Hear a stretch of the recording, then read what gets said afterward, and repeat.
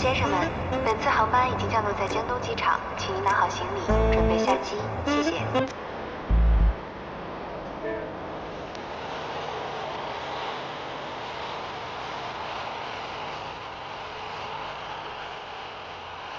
迎接旅客的朋友请注意，由仰光飞来的 AB5566次航班将于7点40分到达。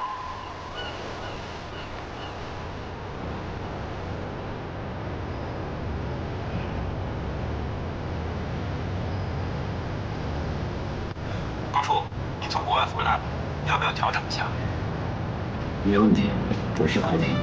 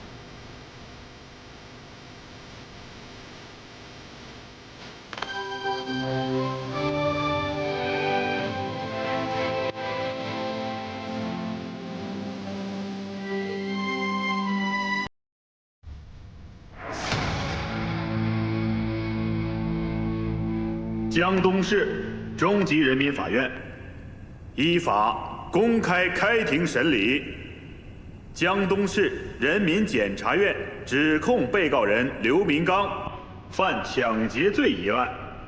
现在开庭。大家请看大屏幕。老板，这个多少钱？哎，站住！什么东西？你干什么？放下！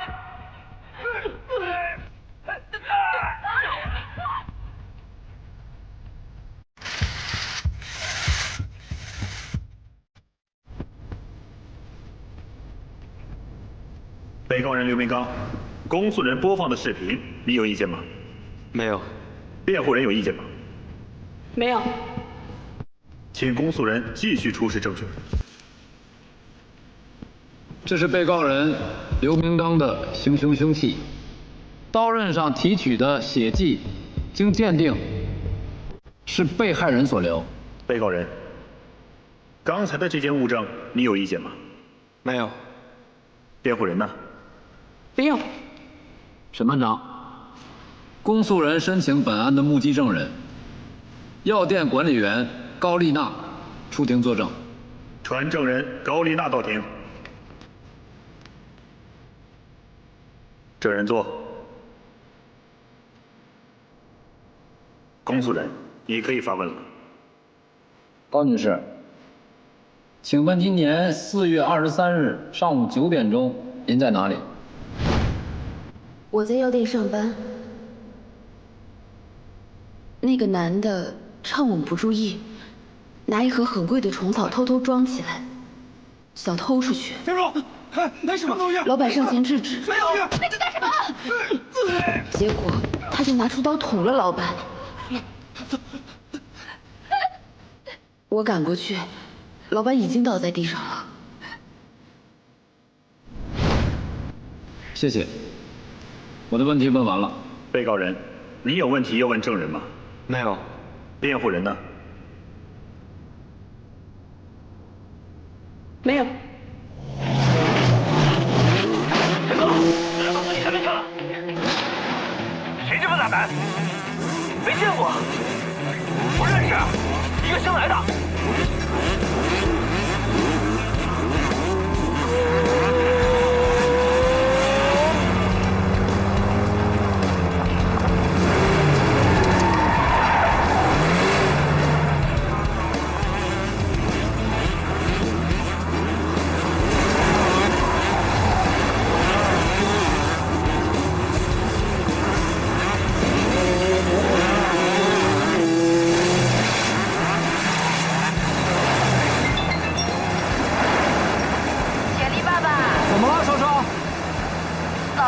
好多天，回来了到家换了身衣服就去开庭了，连人影都没见到。剩余的证据先不出。好，告出。请公诉人继续出示证据。审判长，控方举证暂时到此。反对审判长，公诉人需将起诉书所列证据向法庭全部展示完毕后，才能结束控方举证。审判长，公诉人认为，起诉书所列证据只是控方举证的最大范围，公诉人举证只要不超过这个范围即可。至于哪些需要在法庭上出，哪些不需要出，公诉人有自主选择权。况且公诉人并没有说举证结束，而是暂时到此。控方举证暂时到此。被告人，你有什么证据要向法庭出示的吗？没有。辩护人呢？有。审判长，辩护人申请证人到庭。证人姓名？刘明强。带证人刘明强到庭。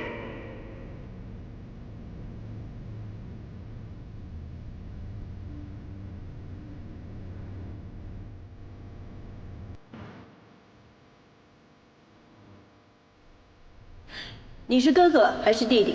弟弟。今年4月23日上午9点，你在哪里，在做什么？我和哥哥刘明刚去药店偷药。偷的是什么？虫草。为什么要偷虫草？我妈妈病了，想给她补身体。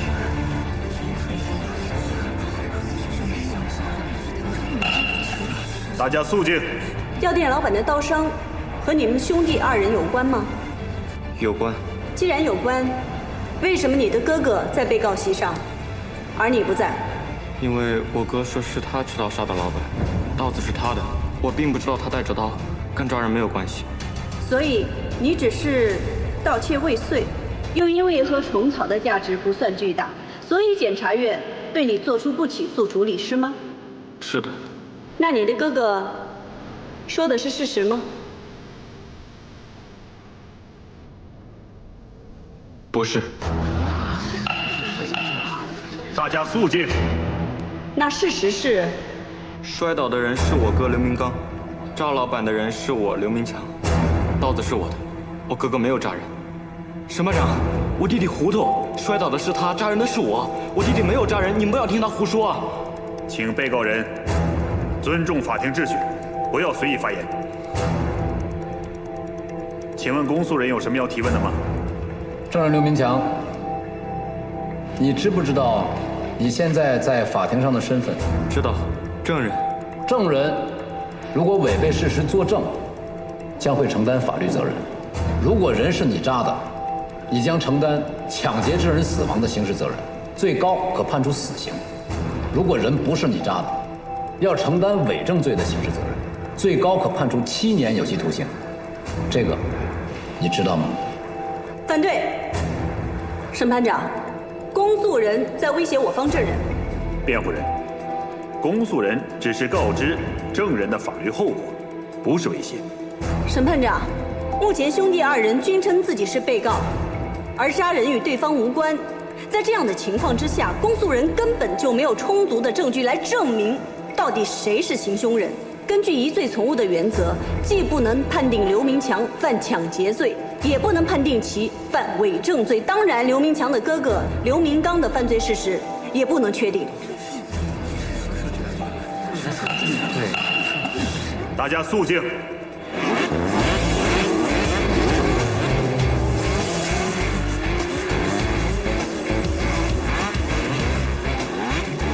就知道是这样。小双，你今年的生日会还是我来帮你办，到时候我会好好收拾老高的。他只有他的工作，说又有什么用？这件事儿你就放心交给铁力爸爸吧，啊？行，那我去上课啦。去吧去吧，那我挂了。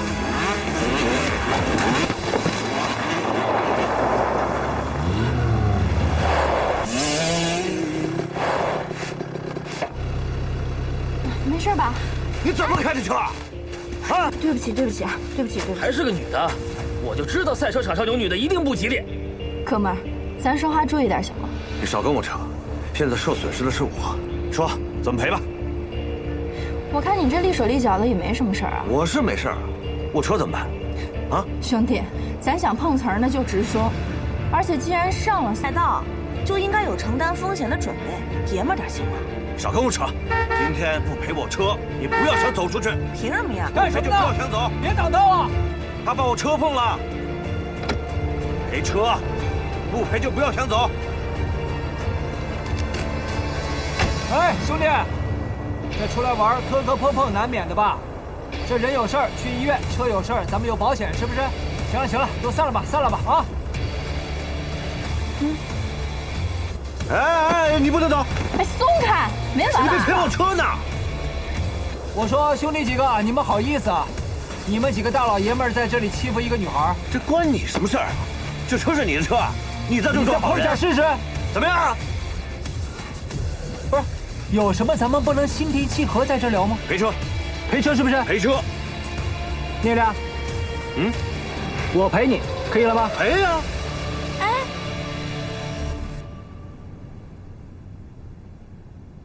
公诉人也要说明一下，辩护人逻辑很清晰，但却存在一个问题：当一个人要么他犯的是重罪，要么犯的是轻罪，但具体是哪个罪不清楚时，那该如何处理呢？是认定他无罪，还是认定他轻罪？辩护人的逻辑是疑罪从无，这显然不符合我们相关的法律规定。正确的做法是认定轻罪，这叫刑疑为轻，它是疑罪从无原则的上位原则。那不知道有没有考虑过刑疑为轻的原则呢？今天法庭所讨论的，并不是刘明强要负什么样的法律责任。刘明强退庭。公诉人还有证据向法庭提供吗？有，审判长，我们需要对刘明强、刘明刚的 DNA 进一步进行比对，再结合提取的生物物证，向法庭证明真凶就是刘明刚。审判长，如果公诉人要做的是这项工作，那辩护人不同意延期审理，因为同卵双胞胎的 DNA 鉴定是无法区分开来的。公诉人做这项工作等于是在浪费时间。刑事案件事关生死，法律程序一定要严谨，不管是公诉人还是辩护人，都要慎重。能不能鉴定出来，试一试才能知道嘛。控辩双方都不要争了。这样，公诉方提出的要求有道理，本庭准许。本案延期审理，等待下次开庭。休庭。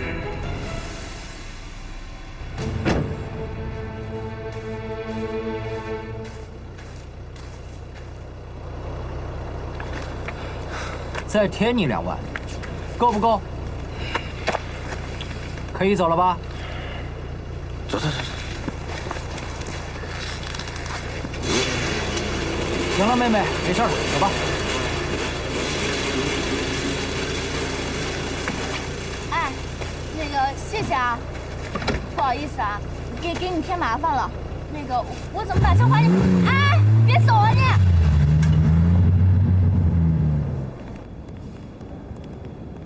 高进，高处，我先上去了。这回你赢的恐怕没那么容易了。我每次碰见你，赢的都不容易。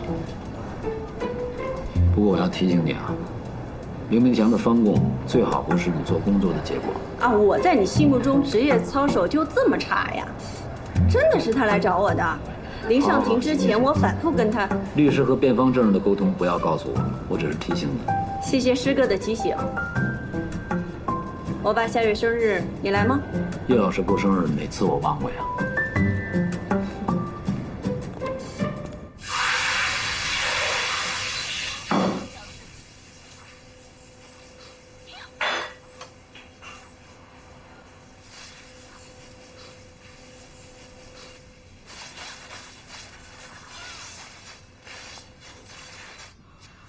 举手啦！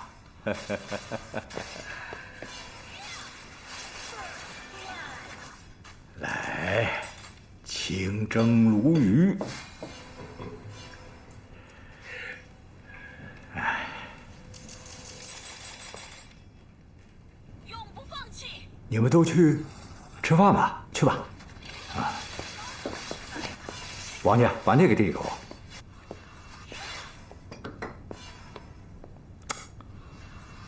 尝尝，看看我这个技术有没有提高，跟你妈妈做的还差多少？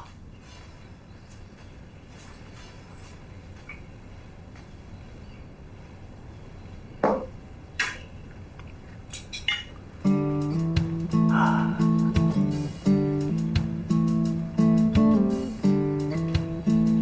味道怎么样？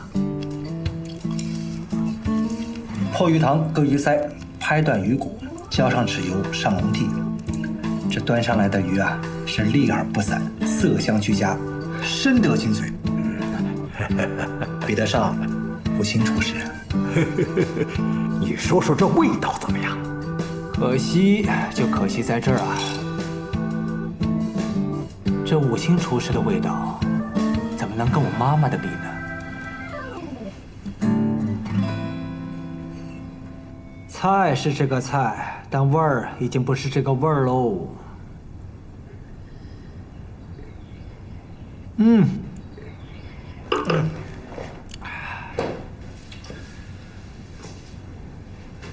还有啊，您忘了您的承诺。你不让我去你母亲的墓地上祭拜，我没去啊。我允许你去，你有时间吗？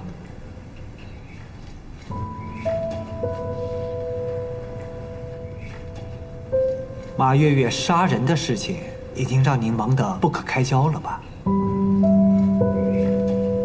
这个时候还能腾出时间为我下厨，真是谢谢您。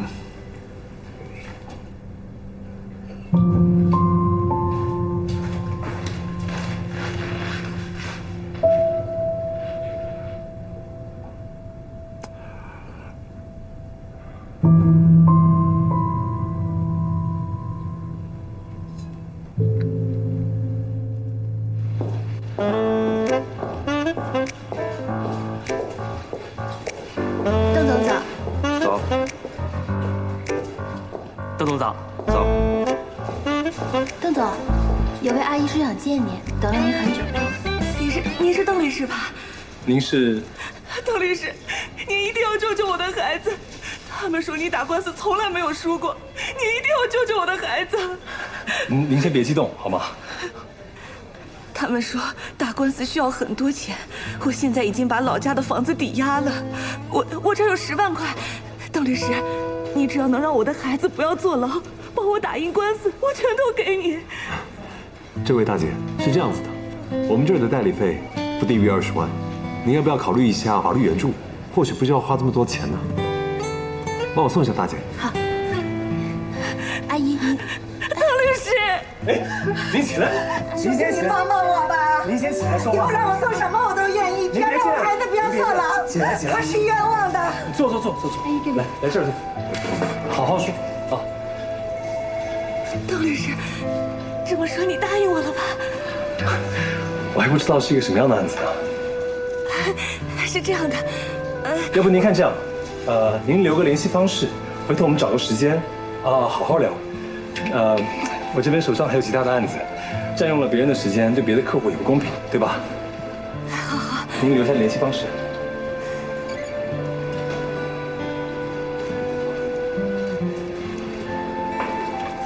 邓律师，这是我的联系电话。行，您贵姓呢？我姓王。王，好的。大姐，您先回去放宽心，回头我们联系，好吗？邓律师，你一定要跟我联系啊！好的，帮我送一下。阿姨这边，谢谢邓律师。没事儿，谢谢。回去吧。阿姨慢点。以后没有预约的客户一律不接。我不希望那样的事情再发生。但是这……喂，邓律师你好，有一桩案子，不知道邓律师是否感兴趣？您哪位？这个不重要。江东市发生一起杀人案，犯罪嫌疑人马月月，目前就关押在江东第一看守所。为什么打给我？我关注你很久了，我相信，只有你能证明马月月是无罪的。马月月目前处境很不妙，你可要抓紧了。我需要考虑一下，没法现在回复你。我知道，邓律师代理费用不低。我可以告诉你，这个案子代理费过100万。代理费用这么高，辩护难度一定很大吗？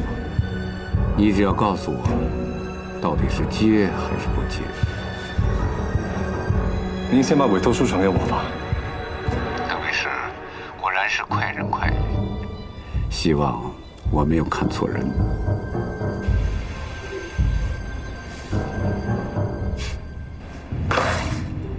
马月月故意杀人案，与您、与我、与江东集团都毫无关系。不要掉以轻心，这件事情必须迅速解决。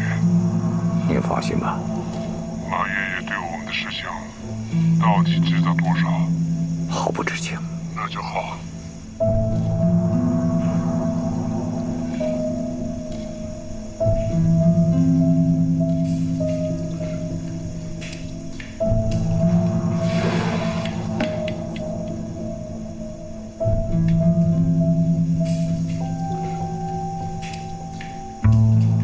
看到没有？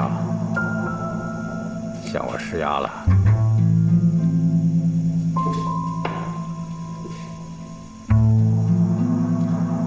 该我走了吧？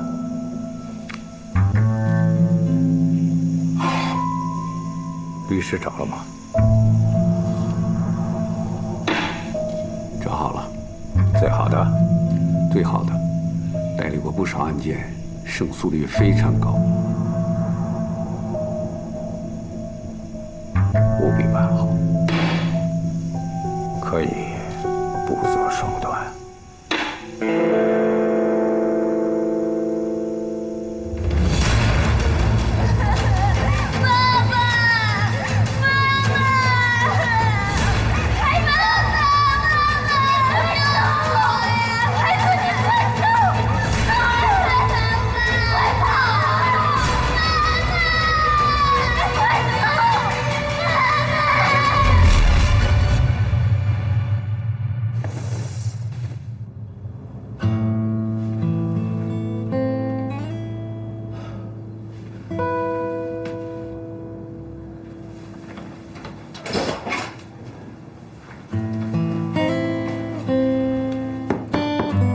双儿，起床了。小双，起床，已经7点了。你起来以后洗漱，我做早餐，10分钟以后开饭，有煎蛋和牛奶。你还想吃什么？告诉我。小双，爸爸进去了。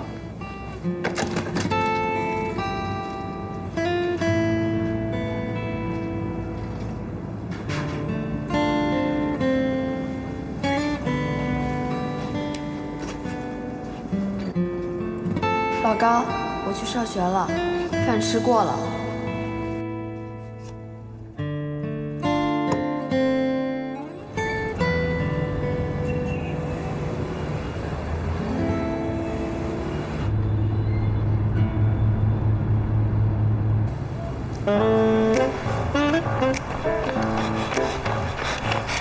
站住！跟着他！抓住他！抓住他！别跑！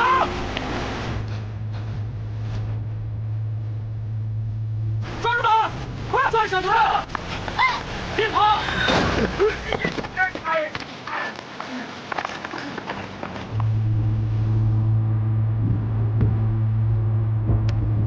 快检查一下，看有没有少东西。谢谢你啊，同志。没得。以后还需要您到派出所配合一下调查。哦，我是检察官助理，以后有什么事情需要调查的，就到检察院找我，我叫付小柔。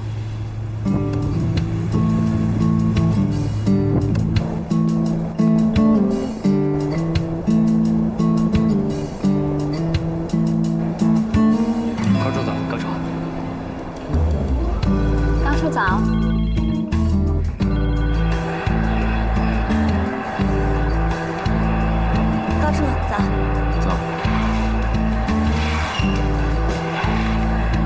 高处走。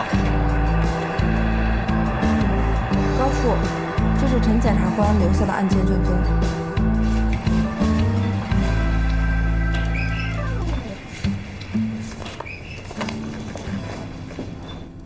高健，方检总。哎，方姐，您怎么还过来了？我本来想放下包到您的报道呢。辛苦啊！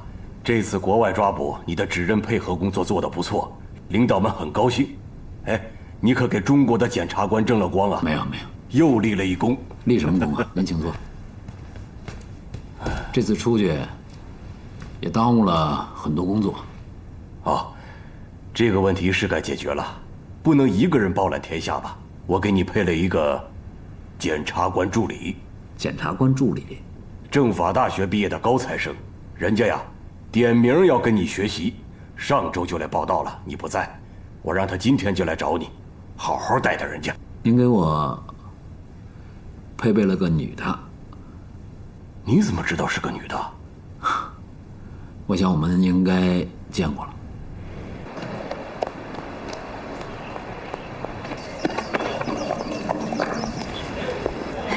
哎，请问你找谁？你好，我是来报道的，请问高健出场在几层？在5层。谢谢啊。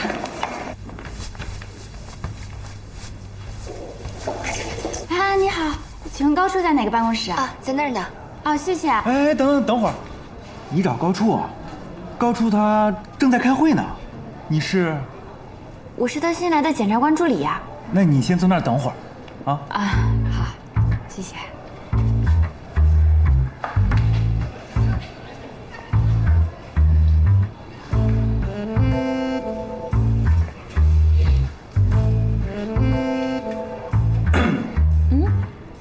怎么没有高处的照片呀？那高处是高级检察官，怎么可能在这儿呢？哎，看见我了吗？我看见了吗？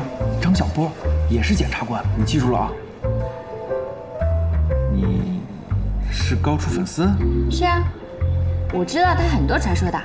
前不久破获那起持枪抢劫杀人案，那个犯罪嫌疑人戴着面具作案，被抓了以后还拒不认罪。还是我们高处看了录像以后，发现他冲着工作人员大吼大叫，就在柜台上找到了他的脱密星子，固定了证据。还有他上……等会儿，你这都听谁说的？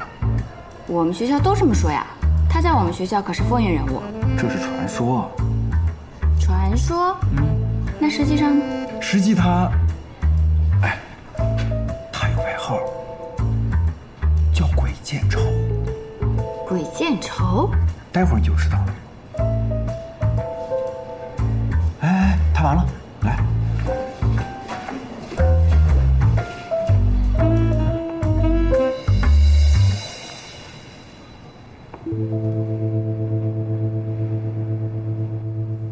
付小柔，大学4年，特等奖学金，毕业考核成绩全优。全省公务员考试第1名，司法考试高分。进检察院，点名要进我的检察办公室。不过见面不如闻名，为了抓住罪犯，把自己摔下车，行事鲁莽且不懂自保。大庭广众之下卖弄学问，言之凿凿说自己是检察官，过分高调。我是检察官助理，以后有什么事情需要调查的，就到检察院找我。我叫付小柔。作为目击证人，不积极配合民警做笔录，让人家到检察院来找你，耽误警方办案。不是。出去吧。我们见过面了。哦。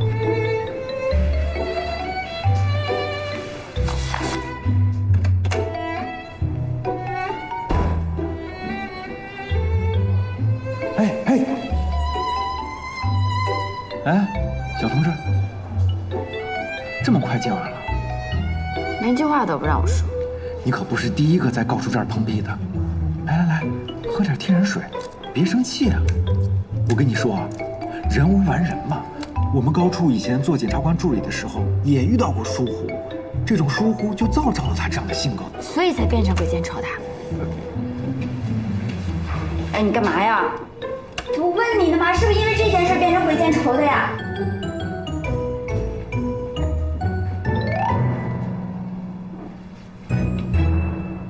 你不觉得“鬼见愁”这个名字很土吗？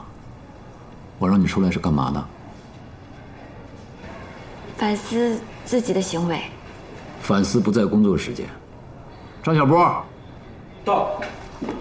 这是我的检察官助理，把陈检察官留下的卷宗拿给他看看，熟悉一下案情。立刻去办。是。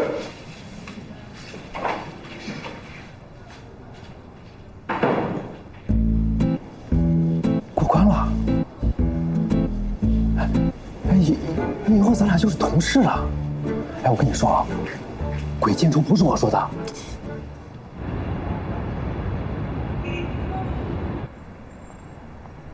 邓总，委托手续已经办好了。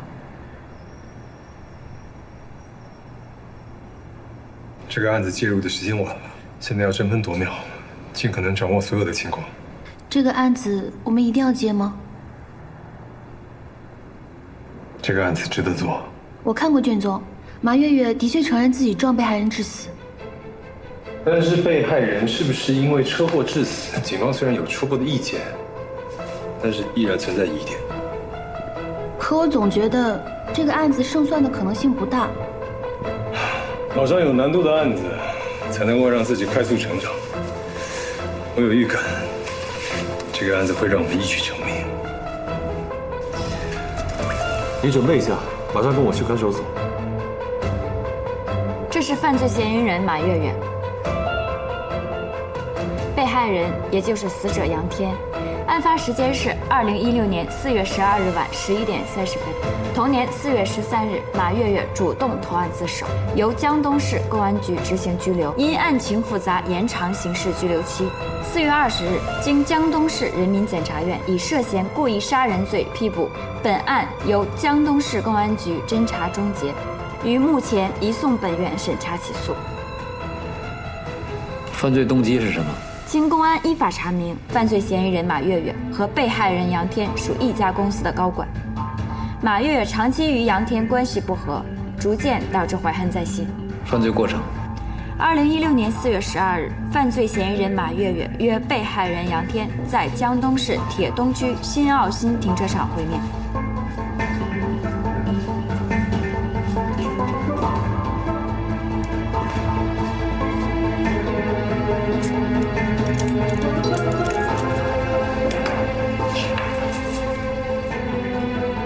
我叫邓凯文，他叫沈杰，我们是卡米洛特律师事务所的律师。你是马月月？是。你想请我们代理你的案子？是。你有什么想说的吗？你会救我吗？那要看你肯不肯跟我们合作。如果你愿意相信我的话，你必须如实的把当天所有的情况，包括细节，都告诉我们。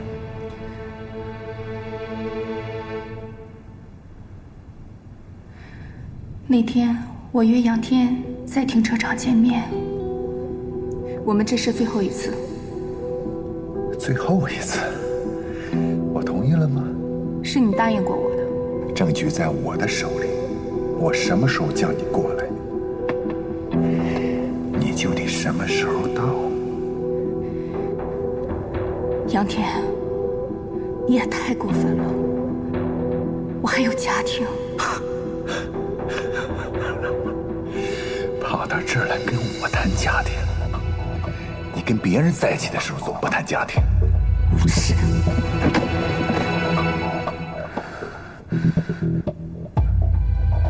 后来，我们就吵起来了。吵完后，杨天下车，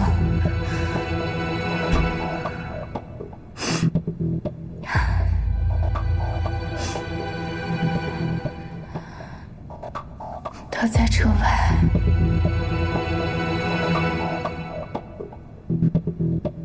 不停地向我挑衅。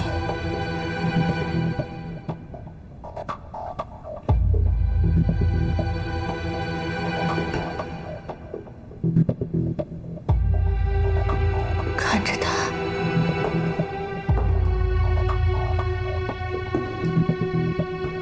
我脑中一片空白，只想彻底摆脱车外的这个混蛋。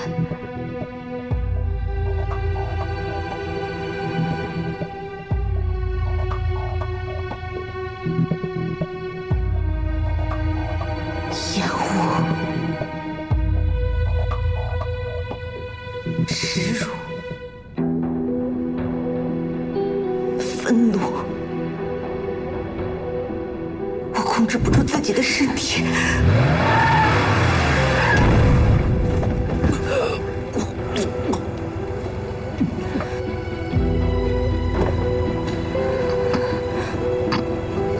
我该这种了他。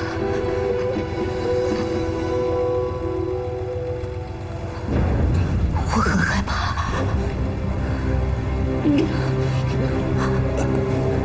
怕他没死，还会继续折磨我。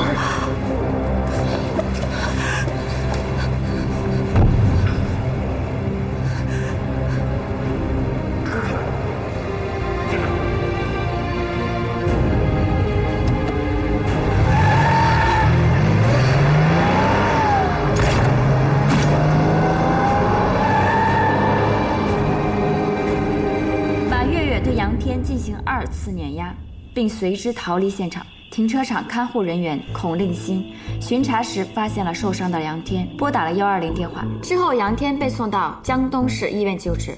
杨天经医护人员全力抢救，仍在4月13日凌晨5点钟死亡。这是法医出具的鉴定意见，证明杨天生前因车祸2次碾压，导致头部、肾脏、肝脏等多处器官受损而死亡。马月月多次接受公安机关审讯时，供述了犯罪事实。经公安机关依法调查，根据已有证据判断，他涉嫌故意杀人罪，罪名成立。这个案件经过网络发酵，现在已经成为我们江东市乃至全国的新闻热点。副总经理撞死总经理，已经成了社会焦点，引起社会的广泛关注。现在大家都知道这个案件的重要性了吧？知道了。我们的任务呢，就是完整的梳理一下这个案子。行了，干吧。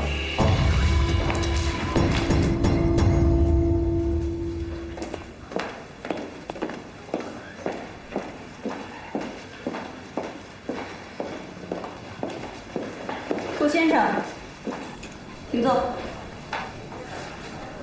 没想到叶律师这么漂亮啊！顾先生这么说，是在夸我吗？此话怎讲啊？您夸一个女律师漂亮，无疑是在贬低她的智商。有什么事请说。啊，还是我起诉我老婆离婚这个案子。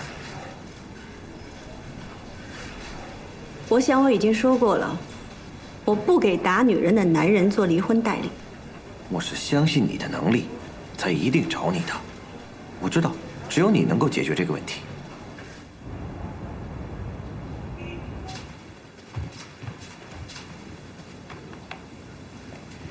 邓总，马月月的案件，您压力很大。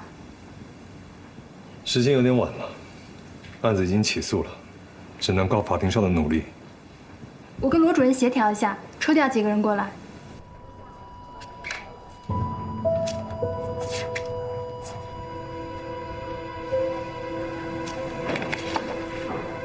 2根肋骨骨折，再加上体表的多处淤青和挫伤，达轻伤标准，或者很有可能你会构成故意伤害罪。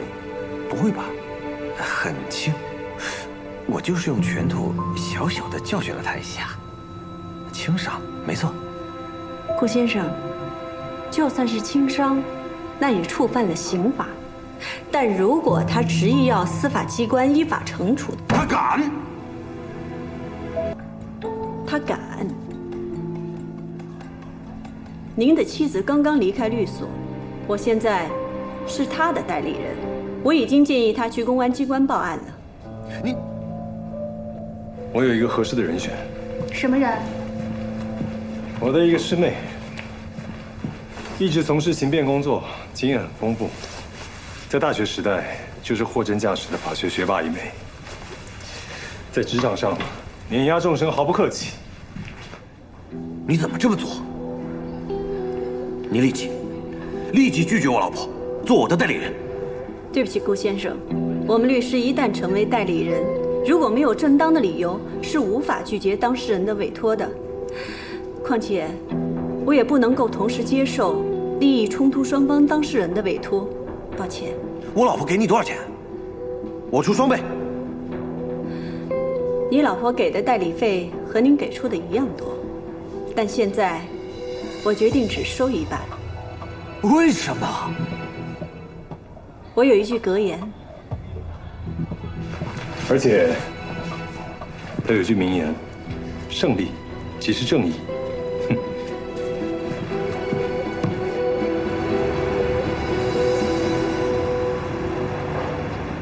马月月案这么着急，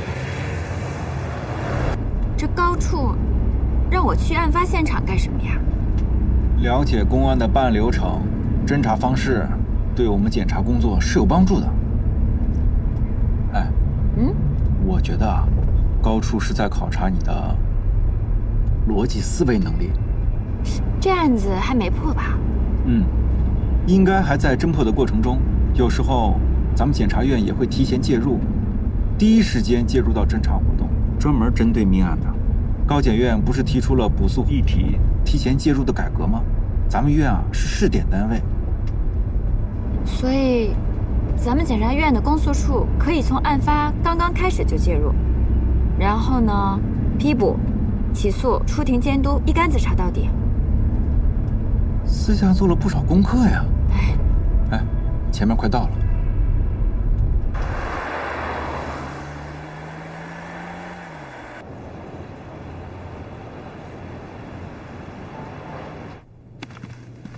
哎，小韩。哎，小波，我来介绍一下啊，这是我们高处新来的检察官助理付小柔。你好。你好，小柔，刑警队韩冰。马队让我给你们介绍一下案子的基本情况。来，这边。啊，谢谢。3天前，我们接到这家银行经理的报案。按照惯例，那天为银行的取款日，一名取款人员在保安和银行金库的管理员田明的陪同下，一起进入了金库。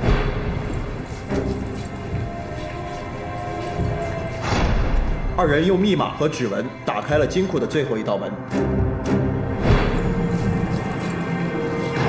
当他们打开最后一道门的时候，被2名持刀蒙面劫匪当场抢劫。这是第1名死者，身中7刀，流血过多，导致当场死亡。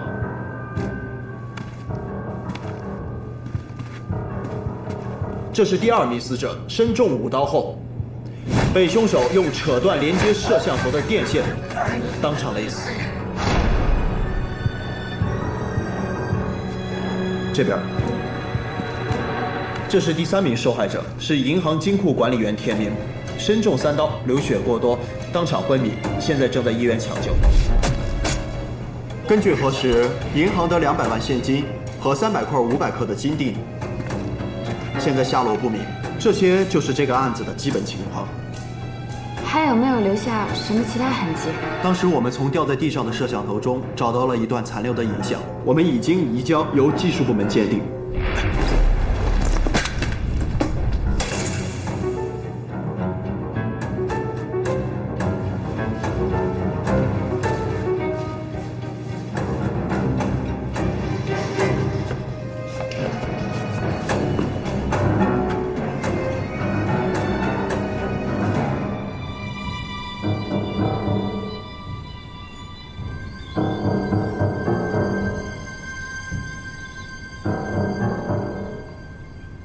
通过这段视频，我推理，因为外人是不可能知道监控系统电线藏在钱柜里的，所以一定是田明勾结2个蒙面人作案，利用这个视频的盲区，田明扯断电线，勒死银行管理员。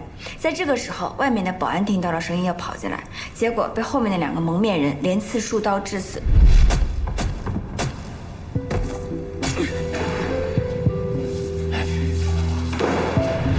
可是没有想到， 2个蒙面人想独吞财物，临时变卦，向田明刺了数刀。凭什么？玩命的是我们2个，你凭什么赢一半？没有我，你们谁也别想出去！别跟他废话，做了他！你这是对田明身受重伤的一种推理。你的推理性不错，但是推理只是逻辑分析，真正的答案还需要从证据当中去找。再仔细看看画面。我已经看了很多遍了。你觉得这里面没有问题吗？没有啊。你仔细看看墙面。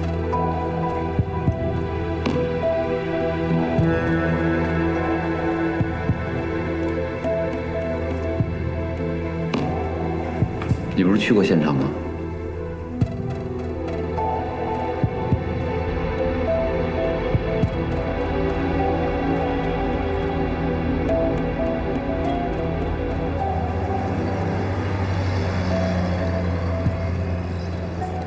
我难道遗漏了什么？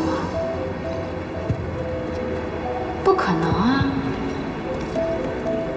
你仔细看看墙面。墙面。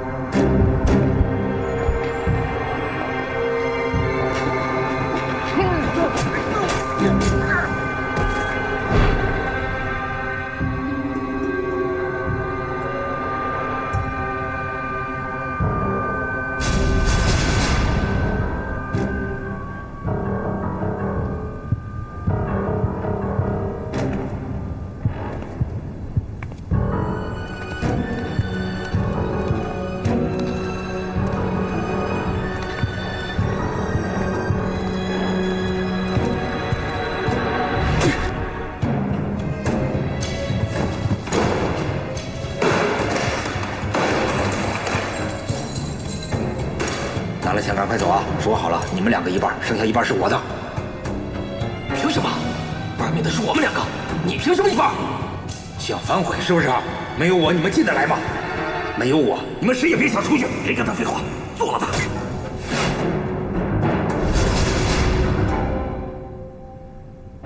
墙面。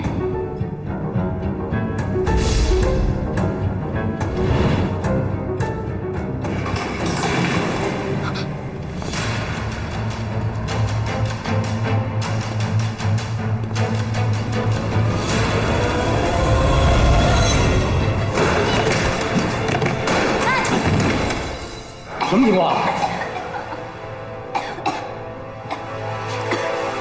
你谁呀？在这干什么呢？我是检察官助理付小柔，你是谁啊？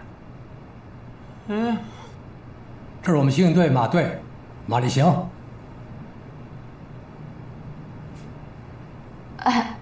马队啊。谁让你来的？在这破坏现场，知道吗？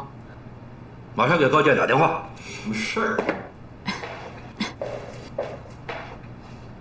掐死我了！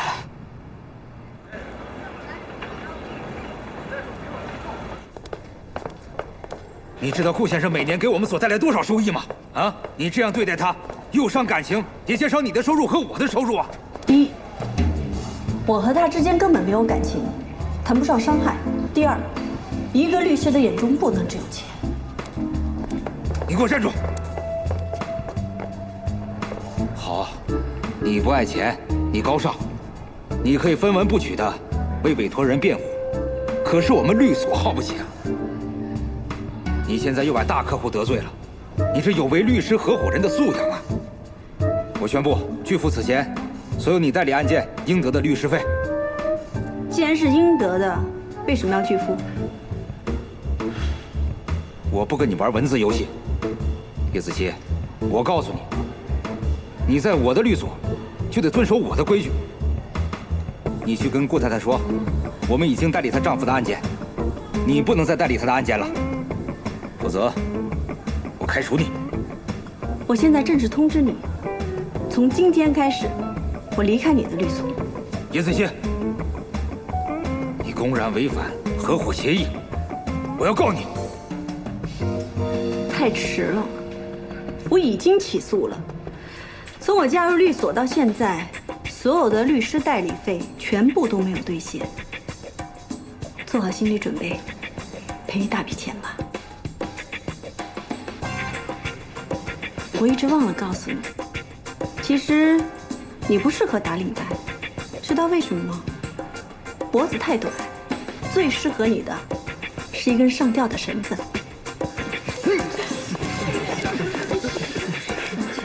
都看什么看？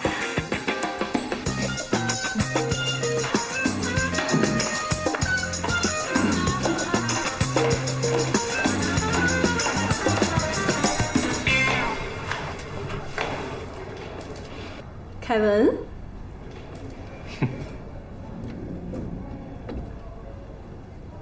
私自进入犯罪现场，还袭警。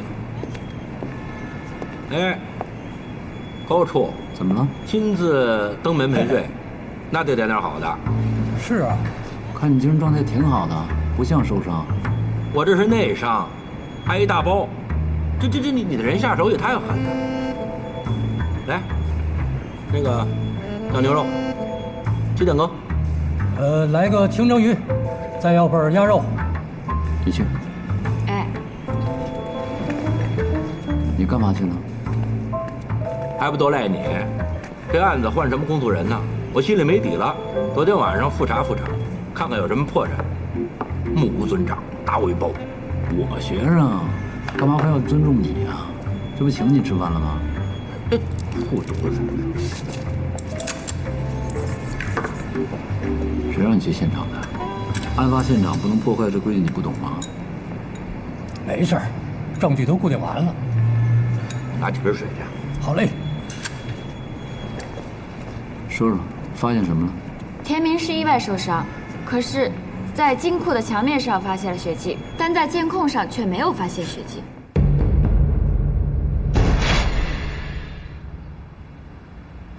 那说明，这监控有可能是假的，对吧？我是这样想的，不过单凭这一点好像没有办法证明这个，所以我还是会去找其他证据。小师妹，你有考虑过来我们律所吗？已经有无数律所向我伸出橄榄枝了。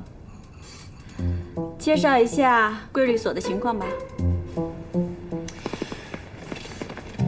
我们有37名律师，去年人均收入超过同样规模，甚至规模更大的律师事务所，在江东市排名第1。我们只接受3种类型客户的委托：有潜力的大公司、银行，以及花钱不心疼的老板。换句话说，你们的律所只接受出得起钱的大客户。哎，但即便如此，我们固定每年淘汰10%的客户，为的是日上日高。到你们律所多长时间可以成合伙人？10年，每周工作80个小时的10年。虽然辛苦，但是你会发现，当上合伙人，一切都值得了。我们律所的合伙人，每年挣7位数以上，50岁之前，你就能实现财富自由。我在这家律所待了7年，前2年我的工资已经超过了7位数。但是你干得不开心。我调查过了，你现在的律所，律师的跳槽率是28%，这个数字在卡米洛特是0。最近3年，没有一个律师离开卡米洛特。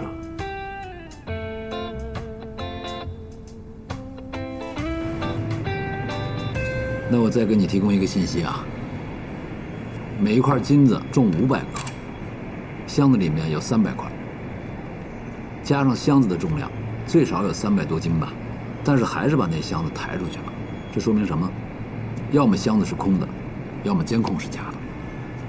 如果箱子是空的话，那金锭去哪儿？先转移啊！当然了，干活啊，回头你见识见识公安是怎么办案的。那行，一会儿让师叔好好教教你。那我得看看你有没有这个本事让我佩服。嘿，吃吧。哦，对了，我最近接了一个大案子，没有意外的话，公诉人是高健。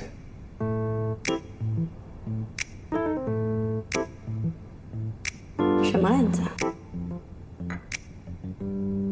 马月月故意杀人案。给我看卷宗。卷宗要去检察院查阅。这是保密协议，每个律师都要签的。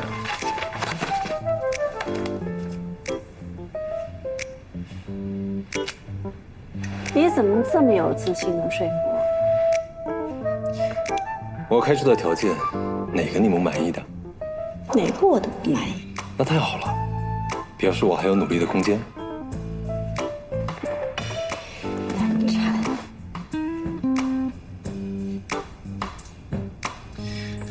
严守秘密是卡米诺特最基本的规矩，每一个受聘的律师都受过训示，快嘴快舌乃万恶之源。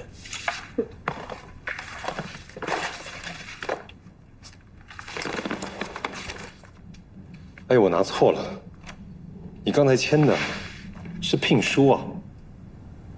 真的？啊？我早看出来了。你这次案子的代理费不少吧？会免费帮人打官司的律政佳人，居然还关心代理费？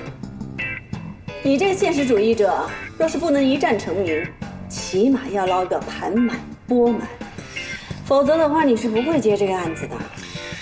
心照不宣。其实，我何尝不是在帮你？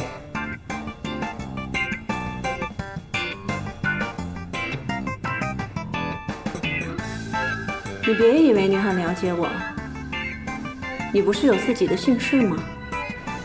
什么？快嘴快舌，乃万恶之源。Cheers。欢迎。请多关照，老板。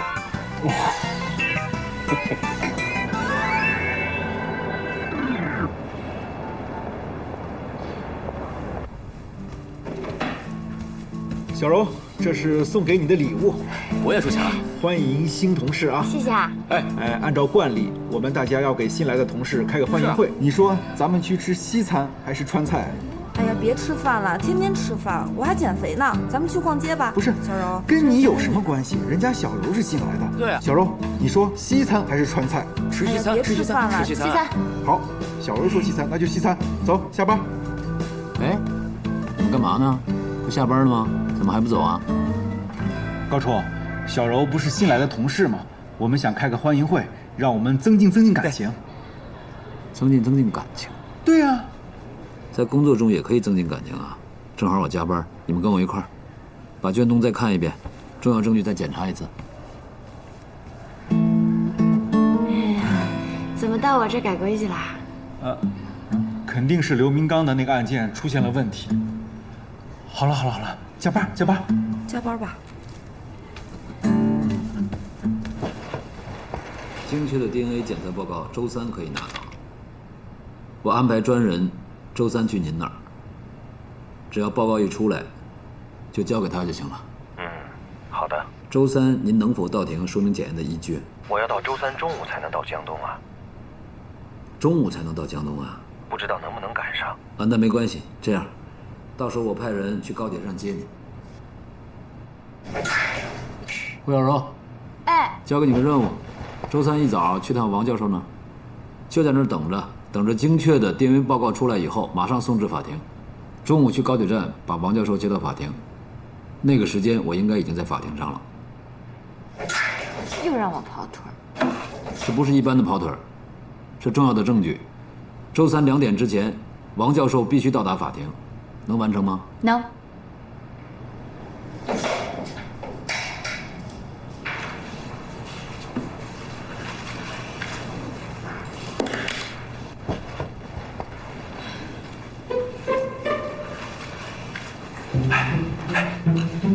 恭喜你啊！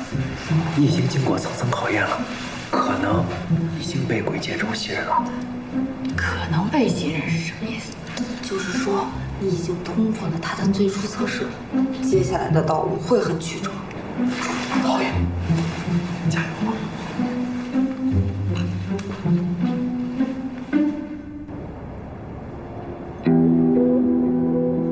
大家注意看，这个视频正好拍下了行凶者逃跑的画面。大家注意这个人，这个人就是持刀扎被害人的凶手。大家注意他之后的状态。通过这段视频，我们可以看到，被告人在慌忙逃跑时，他的脚踝撞到了玻璃门上，他的脚踝应该是出血了。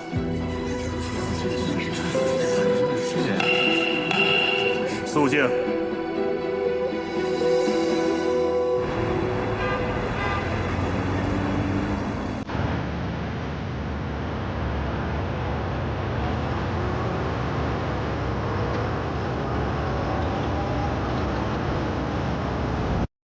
被告人刘明刚，脚踝被磕伤的是谁？是我。我们现在需要的不是言语的证据，而是实实在在的客观证据。既然公诉人问了，相信他有充分的理由。这只鞋的内侧，公安人员已经提取到了血迹。根据公诉人之前播放的视频片段，现在可以确定，在这只鞋子上留下血迹的人，就是当天用刀子杀人的人。血迹已经进行了鉴定，就是被告人刘明刚所留。即使在鞋内提取到了 DNA， 也无法通过鉴定证明究竟是两兄弟中谁留下来的。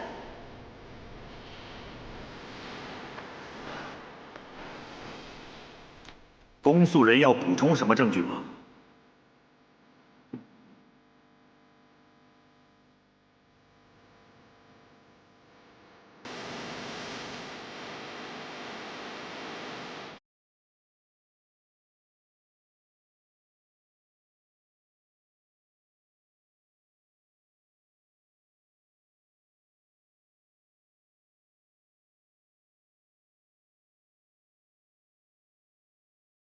高健，这次你输定了。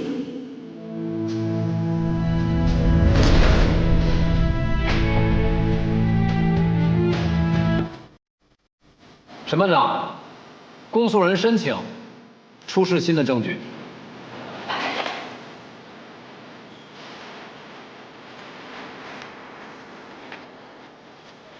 反对。审判长，这份证据公诉人并未向辩护人开示，有证据突袭的嫌疑。审判长，正是因为这份鉴定意见刚刚送到，所以还没来得及向辩护人开示。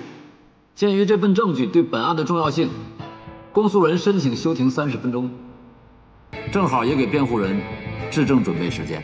辩护人有什么异议？没有。休庭。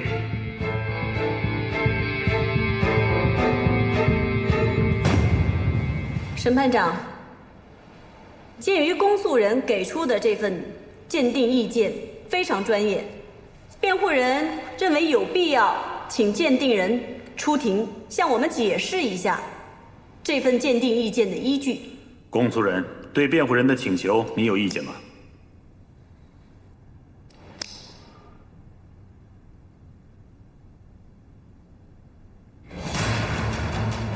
小荣同志，让你久等了。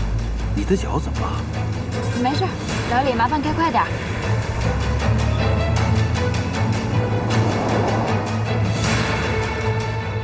鉴定人暂时不能到庭。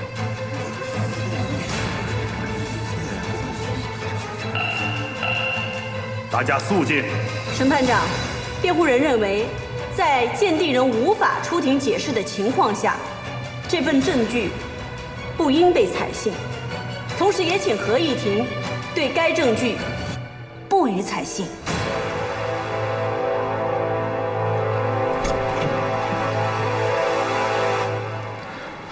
审判长，辩护人说的有道理，公诉人现在就申请鉴定人到庭。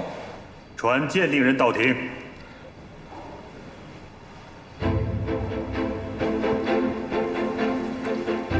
请问，目前全世界有什么方法可以区分同卵双胞胎的 DNA？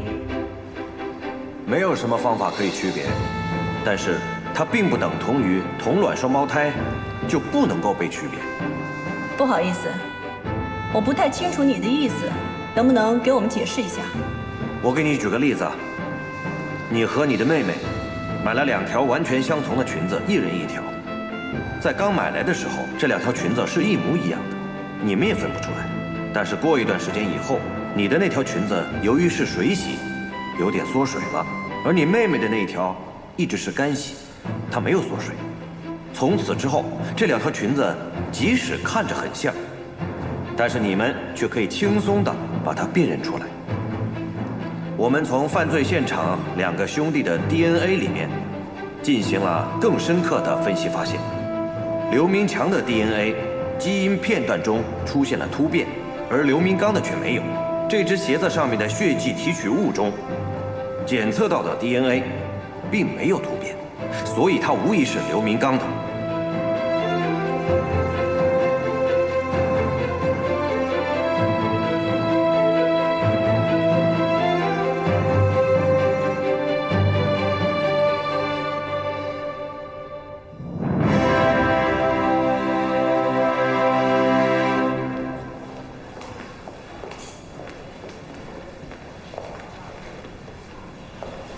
今天怎么这么晚接王教授过来啊？打你电话也不通。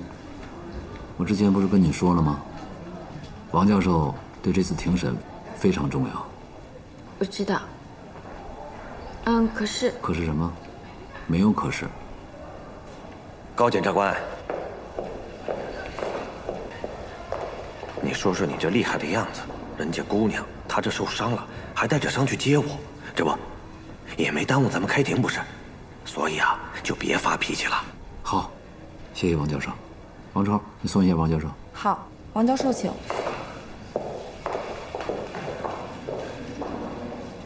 上哪儿了？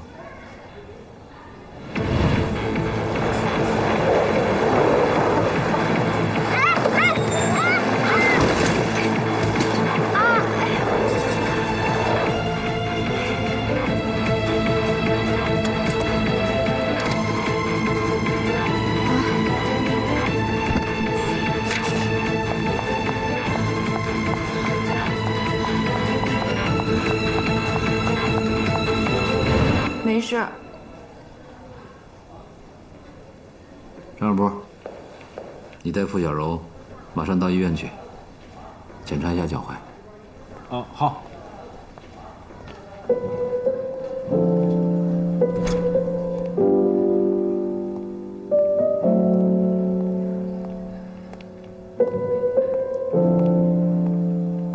高进。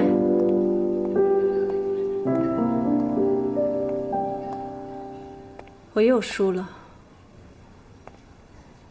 我赢的也不轻松。按理说，输了的人不应该提条件。但你也知道，他们2个兄弟偷补品是为了母亲的身体。现在如果2个兄弟都进了监狱，多病的母亲谁来照顾？我能理解，你是出于道德同情，想帮他们。但是情是情，法是法，这个你也应该清楚。如果他们真的不想让他们的母亲没人照顾，就不应该持刀杀人。另外，我相信刘明强的行为跟你无关，我能理解。作为辩护律师，你得全力以赴。但请你也相信我，我也是一个有同情心的人。执法为民吧。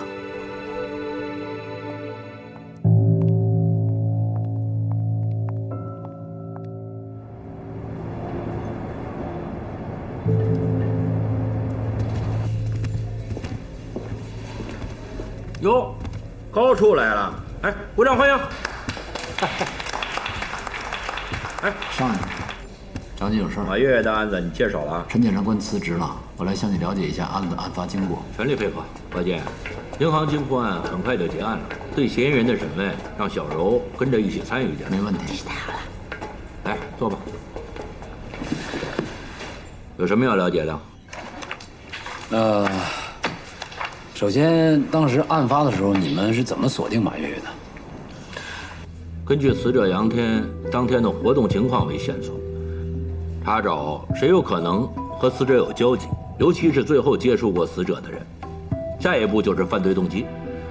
死者杨天平时和谁有矛盾啊？谁有谋杀他的可能啊？通过这些线索，我们锁定了马月月为最大嫌疑人。就是确定他是嫌疑人，是案发后的第几天呢？第2天就锁定了。正准备抓捕的时候，他就投案自首了。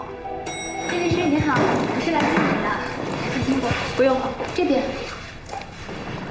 我是邓律师的秘书。我知道你叫沈杰，今年刚毕业1年，就做了邓律师的助手。听说你很有能力。谢谢您。您这边请。那您是先休息还是这边用餐？帮我点一份牛排，5成熟，1杯美式咖啡。记住我咖啡的糖只放2/3糖。叶律师好。叶律师，这边是邓律师的办公室，您的在这边。这是我们的办公大厅，现在一共有37名律师。您的办公室在这边。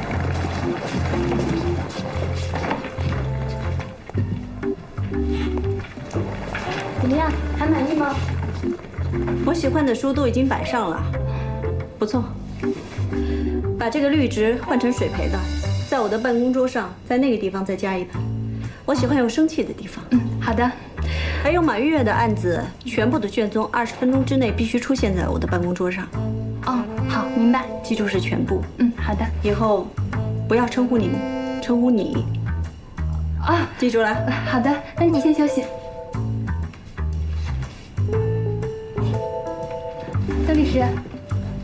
叶律师来了。啊，来了。这个叶律师好强的气场啊！职场精英的共性啊。不过，他也是有弱点的。什么弱点？从案发到第2天，他投案自首，他去哪儿了？他做了什么？卷宗中没有体现。他自己供述，犯罪之后去了海边，一直在纠结是否要自首。他只是认罪，其他的什么都没交代。马月从案发到投案的行踪，我还是有所怀疑。这个期间他去哪儿了？见了什么人？做了什么？这案子不起诉了吗？马月月认罪态度也挺好的，你觉得有问题啊？你查一下吧，查清楚了我心里踏实。行，你说查就查。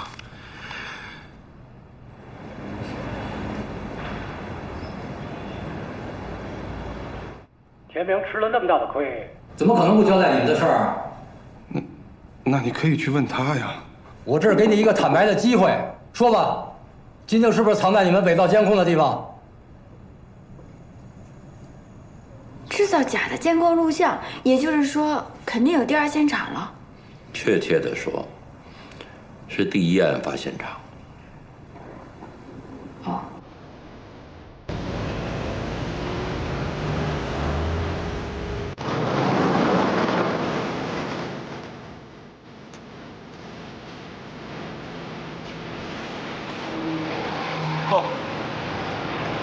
够下本的你们，啊！小柔，这才是犯罪现场呢。金靖呢？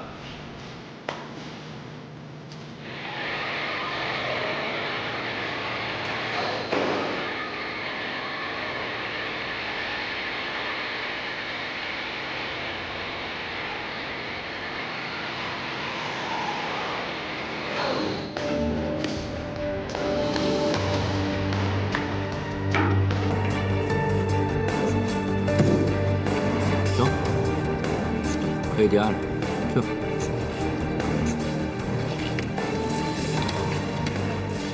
小柔，看明白了吗？看明白了，其实根本就没有匪徒入室抢劫，是王经理和田明，他们用蚂蚁搬家的方法，早就把金锭转移到这里藏了起来，然后为了掩饰金锭被盗的事实，又策划了一场入室抢劫。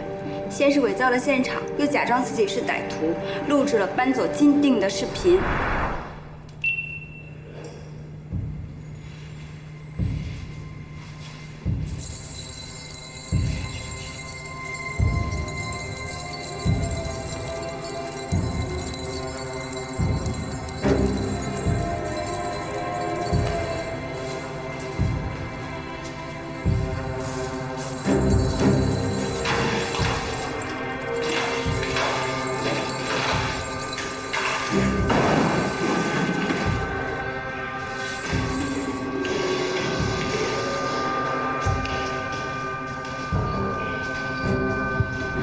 最后再扯断金库监控的连接线，毁掉了真实犯罪过程的监控录像，混淆视听。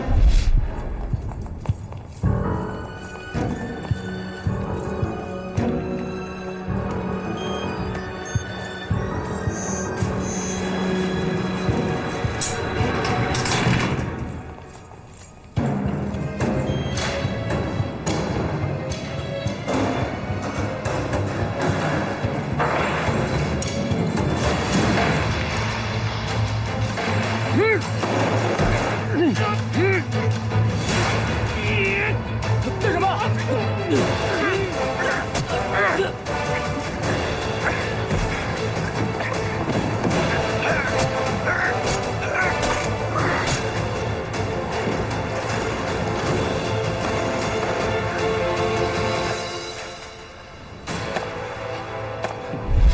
已经不错了，在现场溜达一圈，就能发现是熟人作案，比张小波强多了。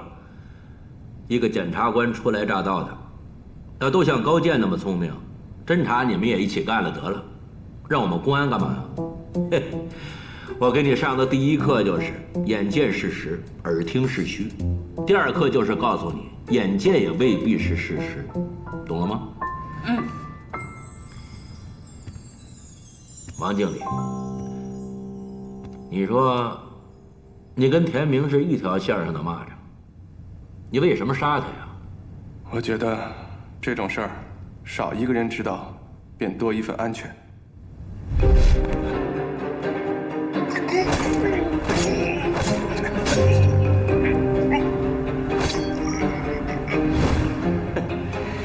你以为你杀了他，我们就看不出来了？啊？你以为你们俩演个双簧就能骗过我们？你想杀田明，以为这样就能隐藏所有的事实，可是法网恢恢啊！田明倒地后，在现场留下的血迹，拆穿了你所有的谎言。即使你杀死了知情人，还伪造了案发现场。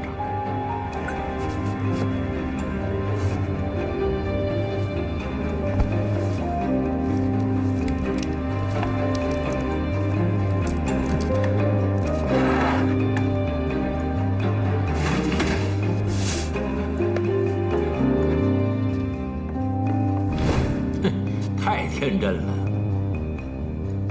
怎么样，小柔，能当你师叔了吧？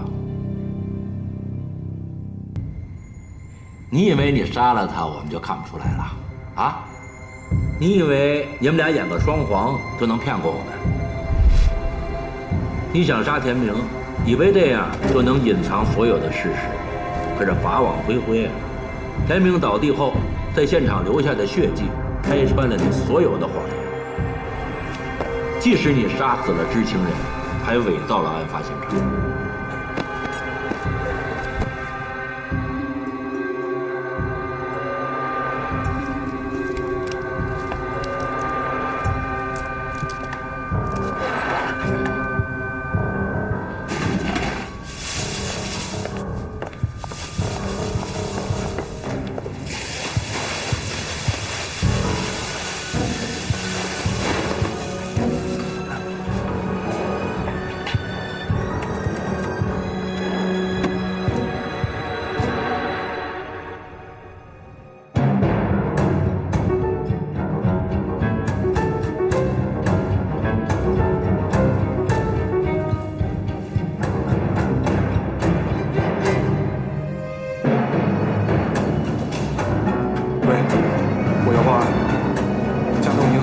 知行金库发生抢劫。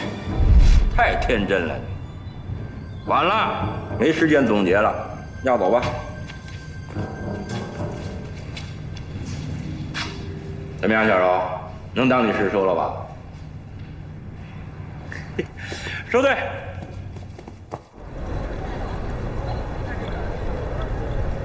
银行金库抢劫案查得怎么样？挺顺利的，马立雄他们已经破案了，嫌疑人也已经到案了。傅小柔参与了吗？参与了。怎么样？胆大心细，证据审查能力强，逻辑推理能力也不错，可用。给你配个助手不容易啊，好好的带一带。嗯啊。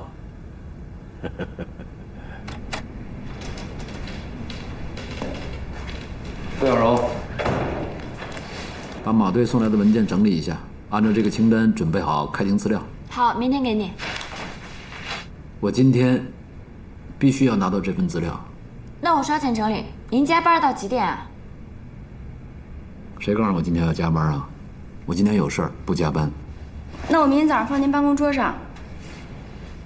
我说了，我今天必须要拿到。那我怎么给你啊？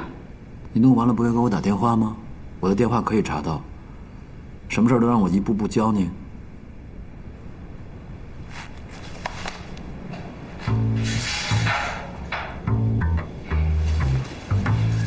什么人啊？幸好这是同事，我先为他的家人买了单。别理他，我靠你奸细的，高处家里还有一个小鬼见着的，高处可信。一家子鬼见愁。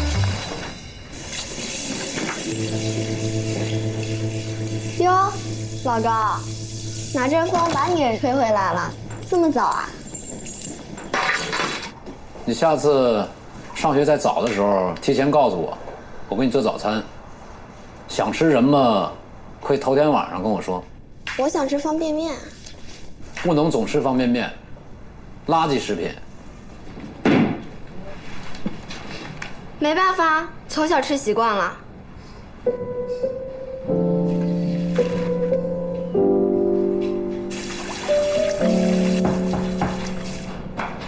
你说，开门，我站着手呢。你找谁？这里是高健家吗？对啊，你找老高。谁呀？傅小柔，你怎么来了？你要的资料。好，进来吧，不用换鞋。怎么找到这儿的？我学习能力很强的，我跟张小波要的你家地址。行，放在桌上，正好我做饭呢，一块吃点。哦，不用了，我放下就走。正好是饭点儿，既然来了，吃个便饭吧。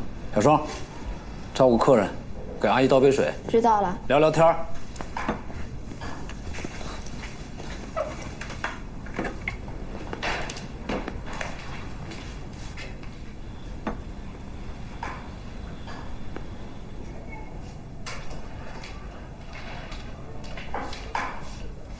给，谢谢啊。坐吧。你叫傅小柔是吗？师傅的傅，我爸是你师傅啊。我是叫傅小柔，就是师傅的傅。你爸算是我师傅。你今年多大了？25。你有男朋友吗？你问这个干嘛？没事儿，随便问问嘛。没有啊。我也是这么觉得的。难怪你下了班还来送东西。告诉你个秘密，后天我生日。生日快乐。一句生日快乐怎么够呢？你要拍拍我马屁，我也只能帮你到这儿啦。我突然想到有点事儿，我先走了哈。哎，高处，我还有点事儿，我先走了。哎，站好好就好了。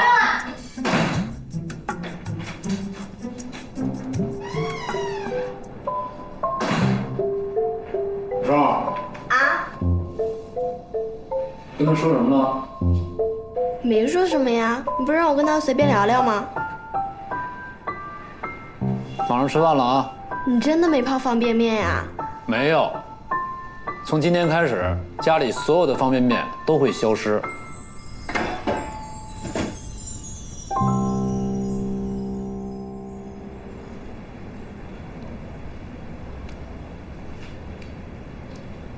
怎么不去吃饭？他们去打饭了，我让他们给我带点回来，我在看新的司法解释。那正好，我们来探讨一个问题。哦，刘明强，你还有印象吗？在法庭上替哥哥顶罪的那个。公安局已经提捕，想问问我们的意见。理论上来讲，他的行为已经构成了伪证罪，但是他妈妈太可怜了，所以最好别再处理了。是，但也不全是。有什么想法就说嘛，我们再探讨。我认为林明强虽然犯了伪证罪，但可以不追究的原因，不仅仅是因为他有一个可怜的母亲需要人照顾，当然，这肯定是原因之一。更重要的是，他是在为自己的哥哥做伪证，欺骗法庭，这是可以理解的。中国古代有亲亲得相守逆的传统，也就是说，从古至今，我们就有这样的思考习惯。更何况，他是为自己的哥哥做伪证，是基于人伦天性，想自己承担这些罪名，这跟其他的做伪证也是有区别的。所以呢？所以我认为可以对他做酌定不起诉，情节轻微，可以做不起诉决定。酌定不起诉，我忘了。你没忘，你这是对我又有一次的考核吧？还要考多少次啊？对于一个检察官的考核是终身的，没有次数限定，所以你要时刻准备着。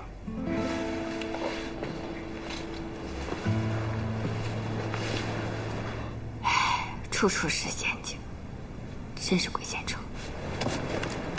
他们家出了这种事儿，其他忙我也帮不上，这个就是一点心意，帮我转达。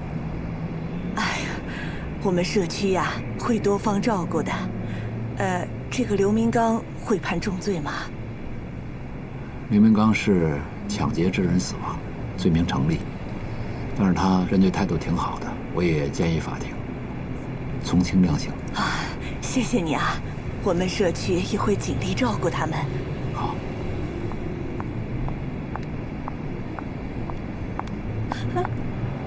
你怎么也在这儿？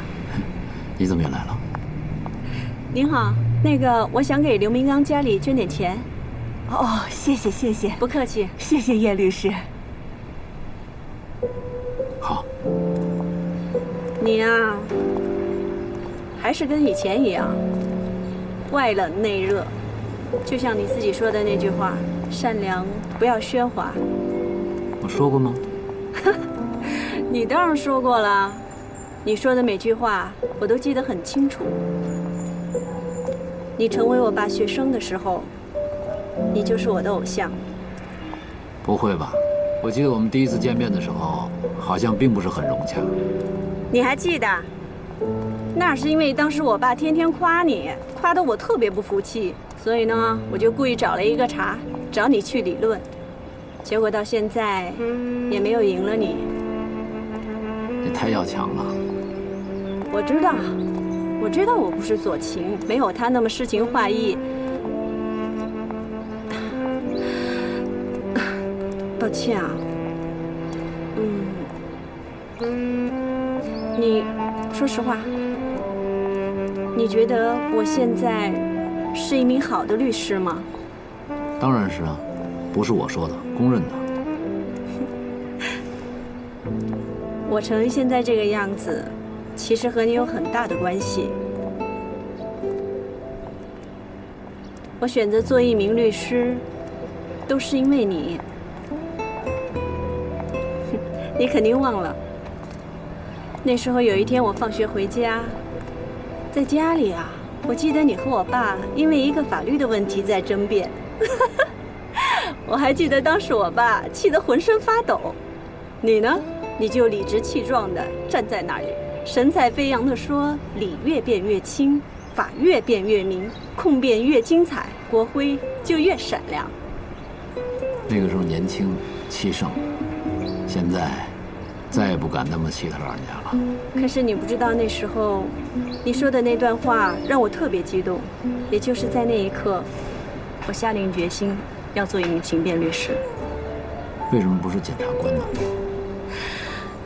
因为我知道你的理想是做公诉人，有控诉就要有辩护，如果没有辩护律师，公诉人指控的公平价值就无法充分体现。我希望有一天我们同时站在法庭上，实现彼此的价值。好，我也很期待那种高水准的对抗，在法庭上妙语连珠中体现法治精神，因为很过瘾。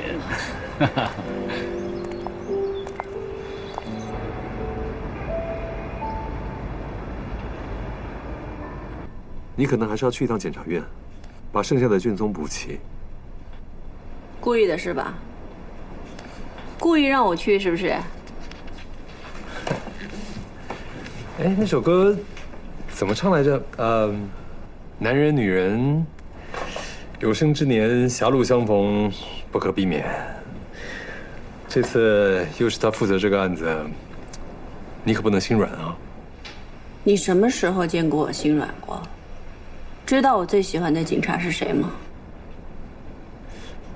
布鲁斯·威利斯。当然不是了，我喜欢更经典的。经典？悲惨世界的警察沙威，他崇尚法律无上的准则。你知道他说过什么吗？在法律面前，没有人可以例外。你确定他说的不是胜利即正义吗？那是我说的。我听说，最近高健身边多了一个能干的检察官助理，叫什么来着？叫什么来着？你情报工作做得不是特别好啊。人家身边多了一个检察官助理，你都知道，但是名字不知道。情报工作做得不到位。所以向你请教啊，有关于高健的消息，肯定你最灵通。抓紧时间聊案子啊。行啊，随时啊。看了这些材料，你有什么想法？根据现场的勘查记录，被害人遇害的地点是在停车场。警方现在已经掌控了肇事车辆里大量的犯罪证据，包括现场汽车的肇事痕迹、方向盘上清晰的指纹，还有这份报告。这份鉴定报告已经证明了这些大量的犯罪痕迹都是马月月本人所留下，这些都是客观证据。二就是现场的目击证人，停车场的管理员，他说案发的期间他亲眼见到被害者杨天和马月月共同进入停车场，两个人在停车场里停留了大概半个小时左右。这个时间距离被害人遇害的时间是非常近的，也就是说马月月他是有作案时间的。更不利的是，马月在警方那里留下了承认犯罪事实的口供。这个案子人证物证俱全，公诉方躺着都能赢，留给辩方律师的辩护空间不大。我不知道你为什么要接这个案子，是你主动争取的？那不是，是有人找过来的，出了大价钱。总之不寒碜。但到目前为止，这个案子就没有让你觉得有可疑的地方吗？唯一让我觉得有疑问的，就是马月月的作案动机。那马月月为什么要杀杨天呢？我也有这个疑惑，犯罪动机不够明显，那就说明这个案子没有表面上那么简单。如果动机不够明显，不能合理解释的话，那怎么能让人相信一个女人可以那么残忍地杀害另一个人呢？当然，也许是我想多了。没想多，这非常重要。故意杀人案，动机一定要查明，这可以帮助我们去判断犯罪嫌疑人他供述的可信性。但马月月不是自首的吗？自首就一定说实话吗？如果一个人说自己做了一件事情，但逻辑不通，又不符合常理，跟其他人的话还矛盾，他说的你会信吗？要判断一份证据的可信性，往往需要10份甚至几十份的证据，还有大量的生活经验来辅助。这些都是我们自己的推断。你也知道，一旦上了法庭，我们这些疑问根本就不能说服法官。马月月，她想什么不重要，重要的是她做了什么。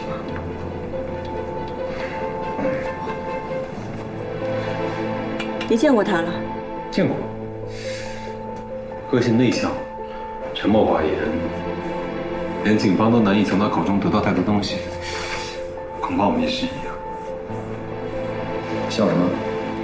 我突然想起《七宗罪》里面有一个年轻警察发牢骚说的话：我们在善后收集一切的证据，取走所有的照片样本，不停地记笔记，把每一件事情发生的时间都写下来，巨细无遗，分门别类，痴心盼望着在审判时能用得上。像在荒岛上捡钻石，存起来等着获救以后用。你也知道啊？我喜欢电影，喜欢《七宗罪》，还喜欢蜘蛛侠。张小波，该你了。哦，该我了，上。蜘蛛侠把我弄懵了啊！那个，我说那个案子啊，对。我目前看到的东西都是卷宗里给我们的东西。我觉得我们需要进行我们自己独立的调查，从外围入手，先去查一查马月月的同事关系和朋友关系，摸摸马月月的底细，然后我们需要和她亲自见个面，和她谈完之后，我们再决定怎么做。行。还有一件事，你说有人出了大价钱请你做马月的辩护方，我能知道这个人是谁吗？说实话，我不知道。你知道案件背后的外力越小，我们越能够集中精神在案件的本体上，你懂的，对吧？当然。这样子吧，我先去找马月月的丈夫雷同，看从他那儿能够打听出来什么。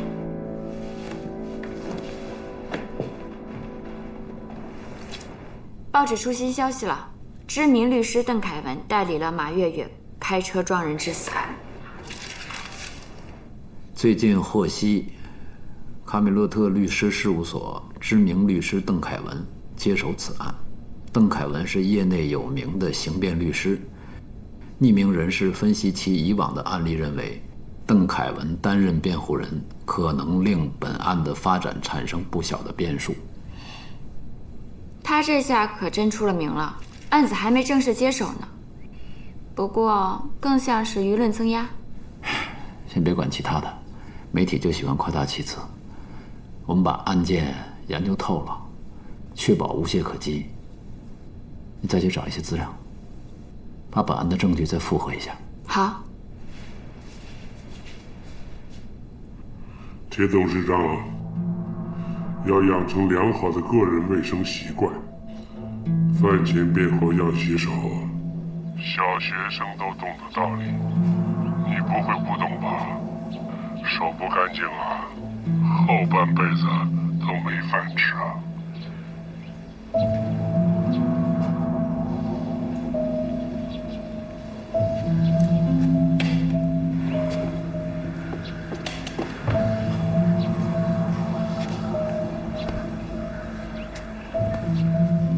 有人提醒我，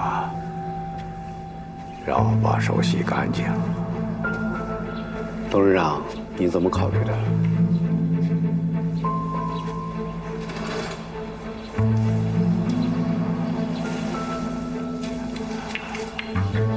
人老了，身边有一个知冷知热的人，不容易啊。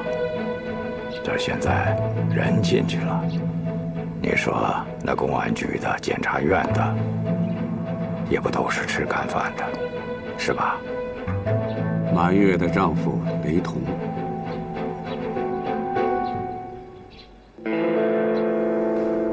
今天我来是想请教您关于马月月的事儿。该说的我都跟警察说了。其实我也只有一个问题，据您所知，他和杨天之间究竟存在什么不可调和的矛盾，以至于他会采取这么过激的手段？杨天是罪有应得，如果我是他，可能手段还会更狠。能不能具体说一下，究竟是什么样的矛盾呢？对不起，我这里没你想知道的，我还有事。李现，谢谢。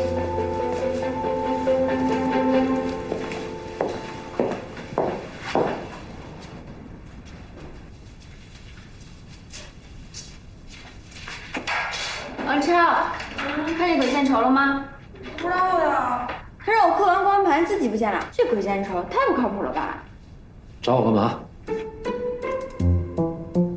哎，叶律师，找高处啊？对，他在办公室，我带你去。啊，不用，我知道在哪。啊。我不。跑什么？紧张什么？鬼见愁这个名字我已经听习惯了，没什么大不了的。打扰了，我方便进来吗？没什么不方便的。事情是这样的，马月月的案子，公安机关已经提请你们审查起诉，我就过来问一下，能不能也给我一份？你接着这个案子？14个小时20分钟之前接了。邓凯文找你的？我们又不是检察官，土里刨食总可以吧？没问题，选择案件是你们的自由。这个是你要的光盘，正好，刚刚从案馆刻了一张，你先用。谢谢。这位是？我的检察官助理傅小柔。叶律师你好。傅小柔，好温柔的名字。你好。那我先去忙了。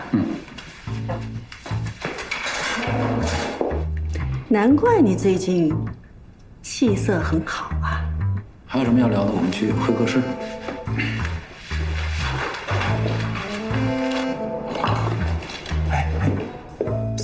小柔，你刚才有没有闻到一股酸味儿？什么酸味？醋味儿啊！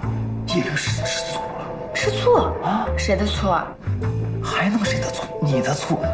你看没看叶律师那脸色？哎呦，太难看了。你有病吧？他吃我的醋干嘛？是哪门子隔壁老王的酸醋啊？我跟你说啊，你要小心啊！这个叶律师可不是个小角色，那经常挂在嘴边的一句话就是“胜利即是正义”，你小心啊，无辜躺枪中的。别光没提醒你啊！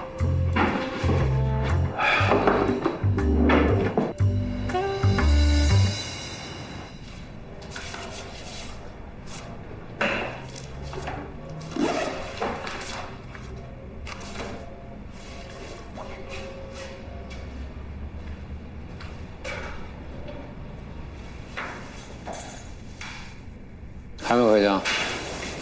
我在看刘黎明的案子。刘黎明的案子，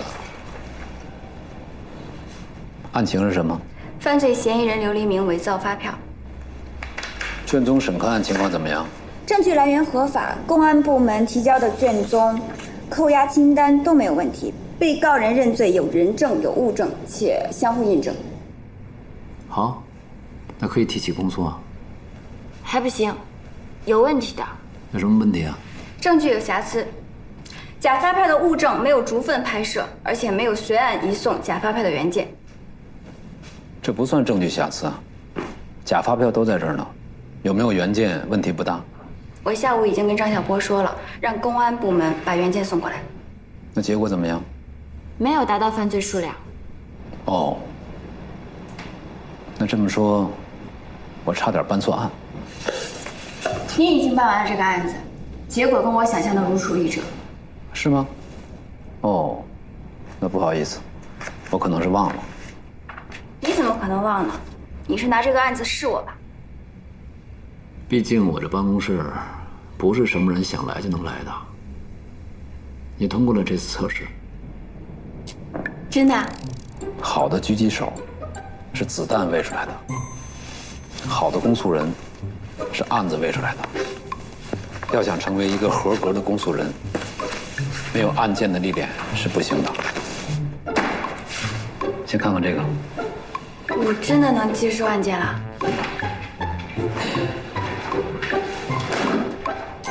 我先给你讲讲这个案子的情况啊，具体的一些细节，还需要你认真的去读卷宗。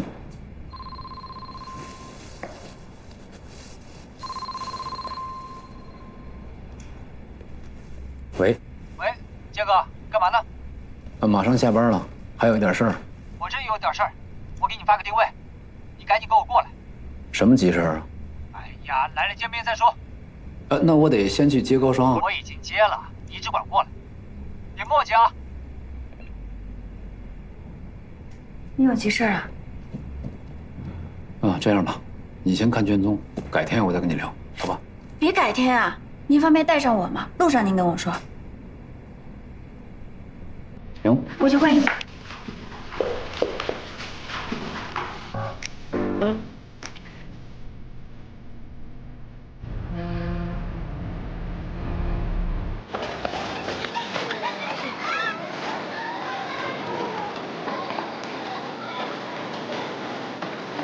慢点儿。哎，你最近跟你媳妇感情怎么样？还那样，打打闹闹的。现在不流行嘛，相爱相杀。你说你干了这么多年，连套房子都没有，还住人家那儿，你是不是得对人家好一点？不，就你有钱是不是？我也后悔，没房子啊。陪爸叫你呢，走。等，干活去。行。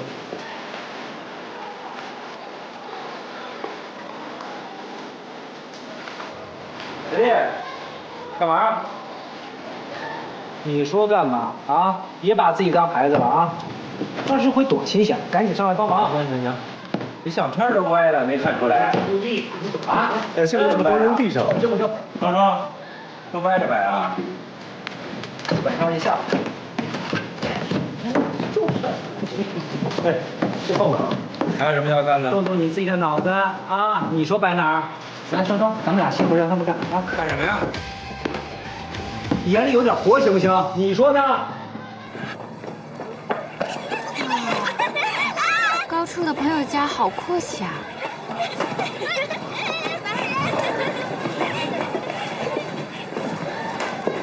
这么大的房子，你也过来？别总，今天闺女过生日了，来。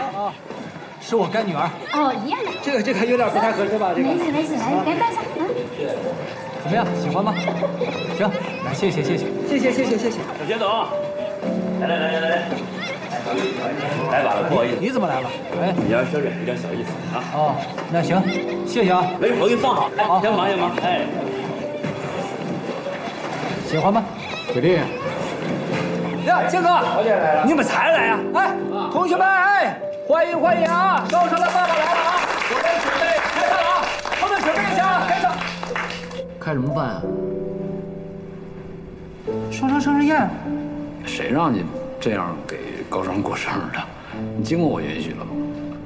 铁力爸爸给我过生日，经过我的允许就可以了呀。毕竟我是你亲爸爸啊！听话，咱回家。来，把这给我。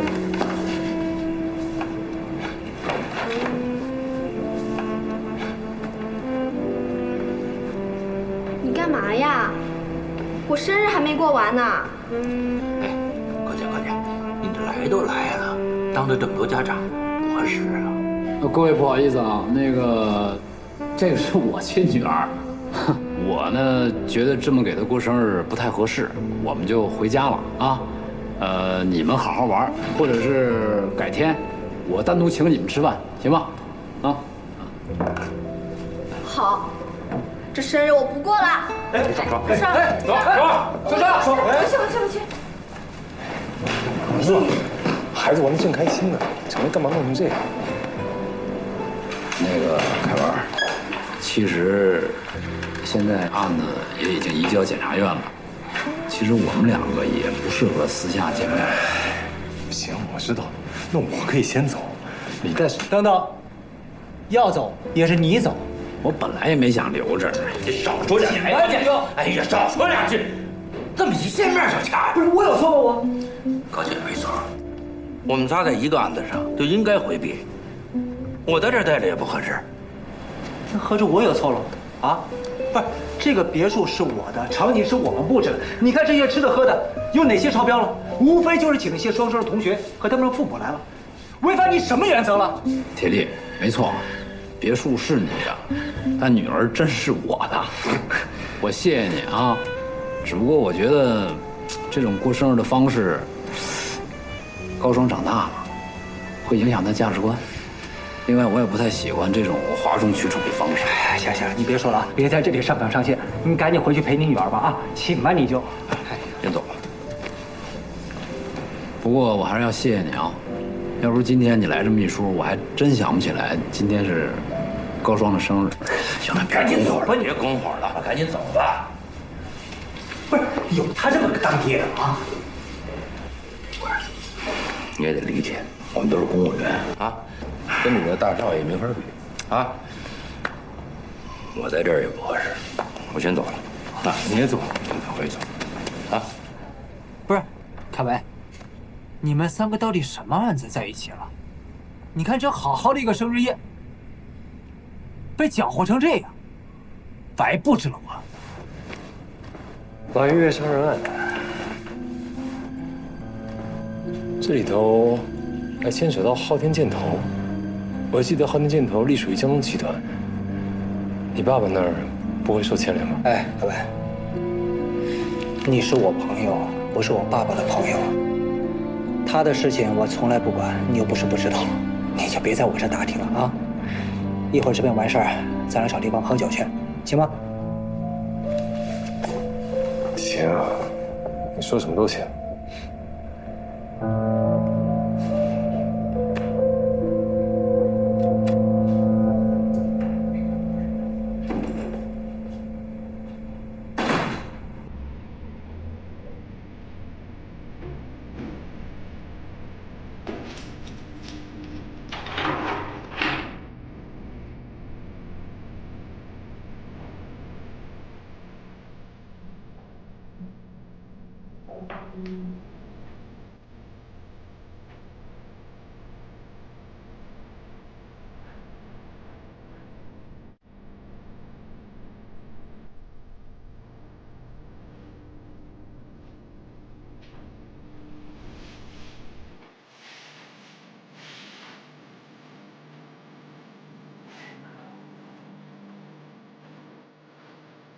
我到了18岁，你要是再敢这么对我，我就离家出走。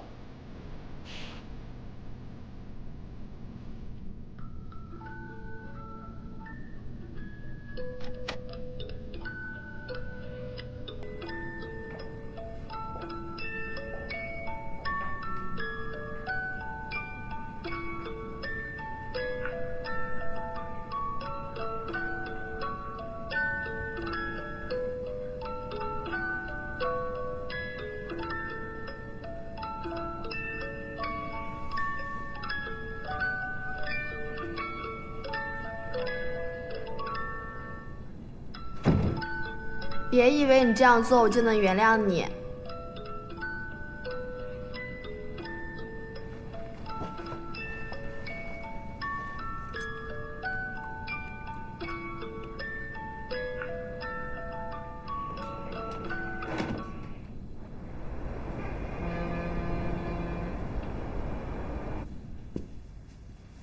你别在这走来走去的，你倒是告诉我昨天调查结果怎么样啊？雷同不愿意配合，我觉得他的态度有点反常。反常吗？我觉得是人之常情吧。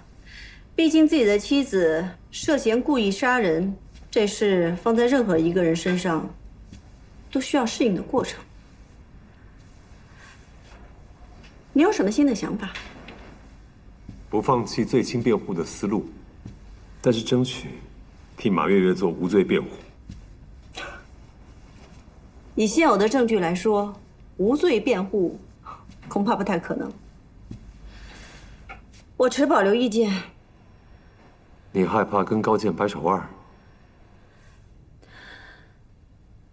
既然你已经决定这么做了，那我全力以赴支持你。谁让我刚进律所需要向你纳投名状呢？是不是？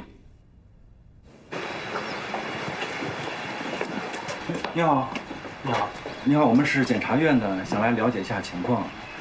这种证件啊，你们的保安队长在吗？在呢。谢谢。队长在里面。找谁呀？你好。你好，我们找一下冯队长。啊，这就是我们队长。你们是？啊，您是冯队长。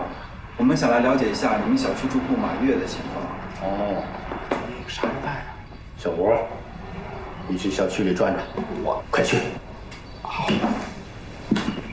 您看一下这我们工作证。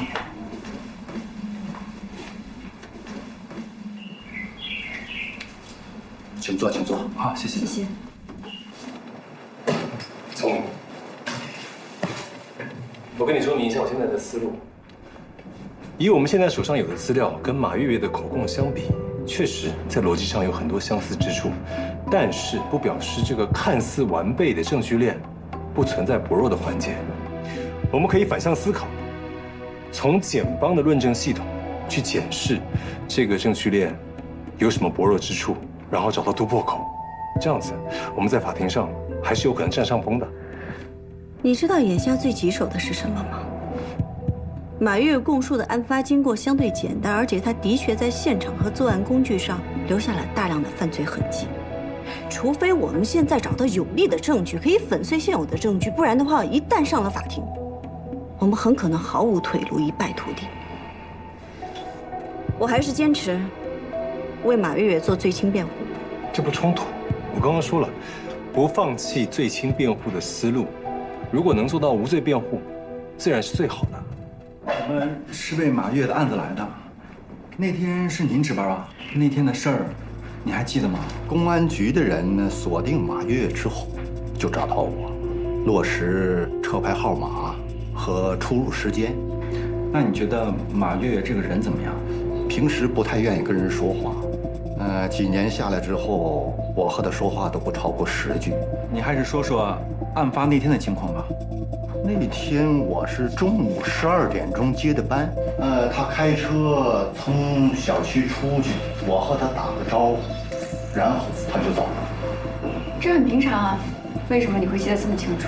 马月月开的车是我们小区数1数2的好车，她老公就骑那个小电动车，所以呀，他出来进去的，我们都在背后议论。他们2个夫妻关系怎么样？不好，很不好。平时雷同与马月月2个人也没个笑脸，一看就是不和谐。雷同现在闭口不谈，我们很难找到马月月行为的动因，也就是说，我们缺少为马月月做最轻辩护的突破口。在这个时候，你呀，你还奢望做无罪辩护，我真的有点佩服你。努力不一定成功，放弃一定失败。好，你有主导思想，我也不缺乏敬业精神。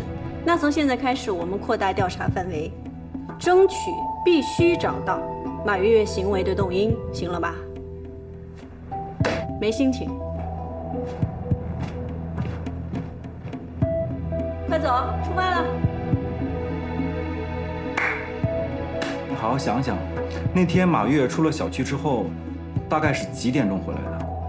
至少6点钟之前他没回来，这个中间我没见过他。您为什么这么肯定？我6点钟下班啊，我当然肯定。今天就这样吧。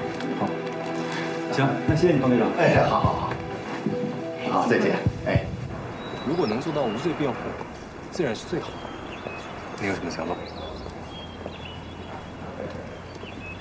一会儿再说。你好，你好，你好，我们是律师，想找你们这保安队长了解一下情况。你好，又来了。你好，我们想找一下这个小区的保安队长。我就是。你们？你好，我们是卡米洛特律师事务所的律师，想来了解一下关于马月月事件的一些信息。这邪了门了。今儿怎么都来问这事儿呢？请问，还有谁为这事儿来过？检察院的，这不刚走吗？我说你们怎么也不一块儿来呀？我这一天我得说几遍呢？真是太麻烦您了。哎，这样，现在正好饭点儿，我们就近请您吃个便饭，咱们边吃边聊，您看怎么样？得，那我就再说一次。这次走访得到的信息就这些了。知道为什么让你们去走访吗？就是马月的叙述太简单了，从动机到作案过程，以至于案发后的情况都很简单。可是我觉得今天走访没有什么意义，因为没有得到什么有用的信息。你听我说啊，冯队长说马月月是11日中午12点离开的小区，晚上6点多还没回来。根据警方的资料，马月月的车进入露天停车场的时间是12日晚上11点50分，他投案的时间是13日上午10点。那这段时间，马月月去哪儿了？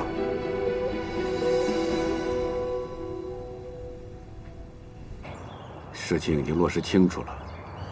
检察院这边派出的公诉人是高健，和他配合的是新来的叫傅小柔。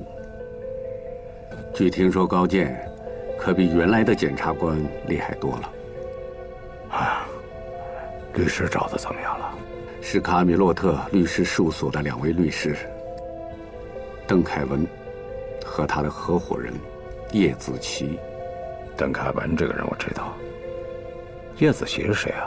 是江东政法大学法学院院长叶龙恩的女儿。这叶龙恩是高健和邓凯文的老师。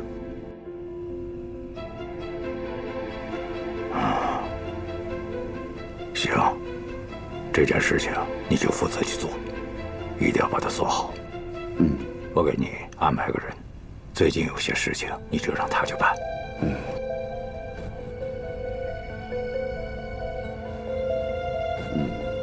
我走了。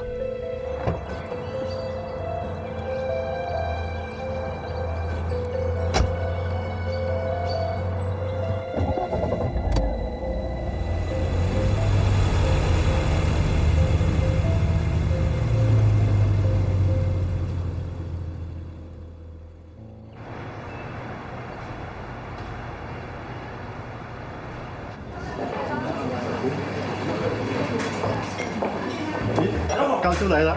来。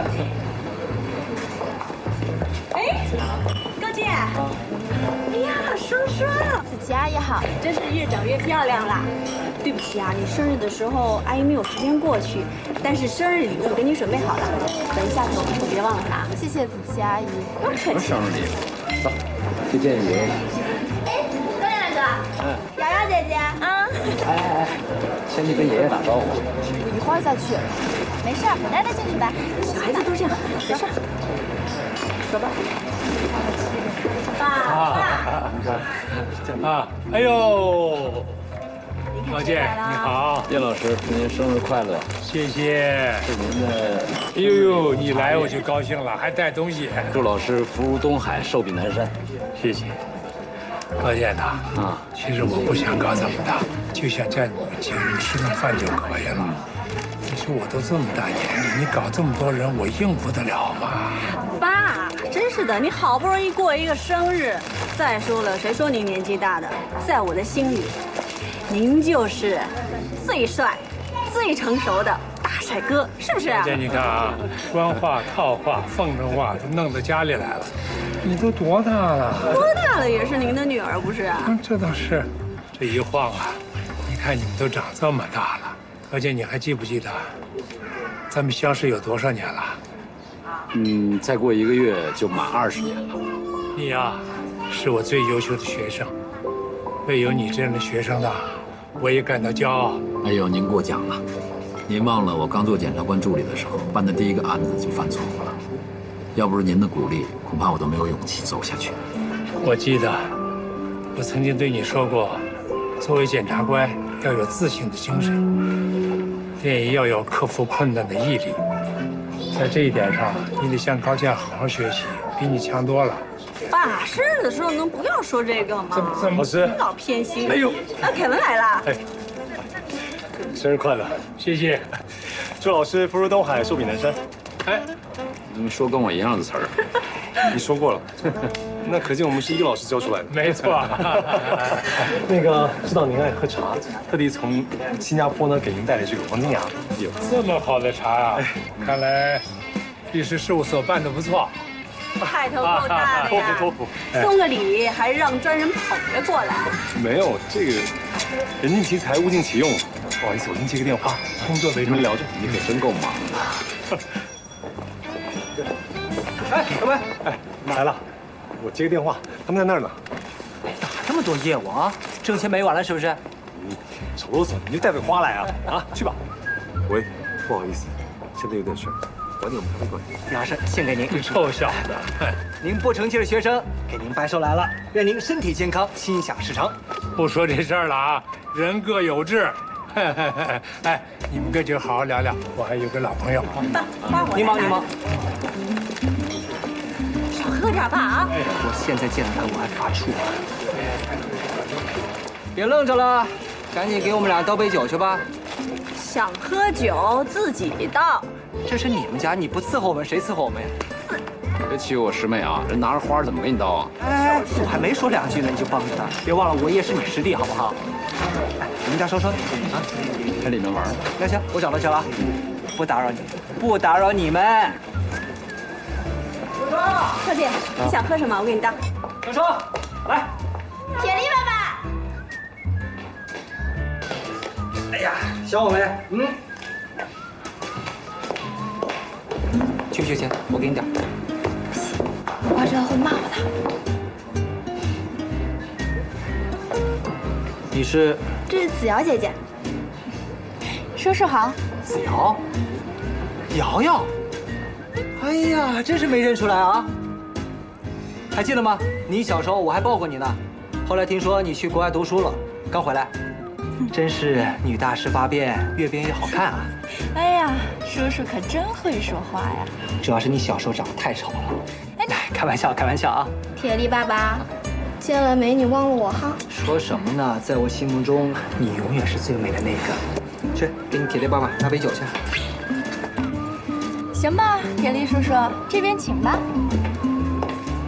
怎么样？最近好吗？最近好吗？挺好的呀。咱们不是刚见过吗？我指的是生活方面的。生活上还那样，没什么变化。是吗？对呀，你不也没什么变化吗？你怎么知道我没变化？处男朋友了？没有。你单了多少年了？你离婚多少年了？8年。那我就单了8年呗。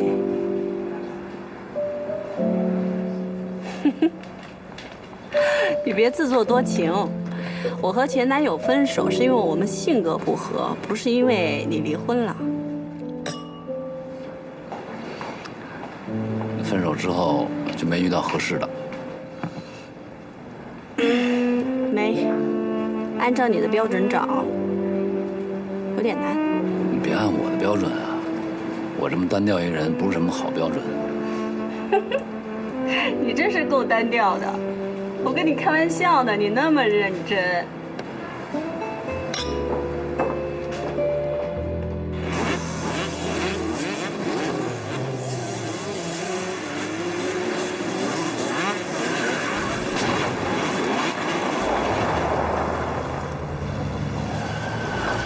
再添你2万，够不够？可以走了吧？行了，妹妹，没事儿，走吧。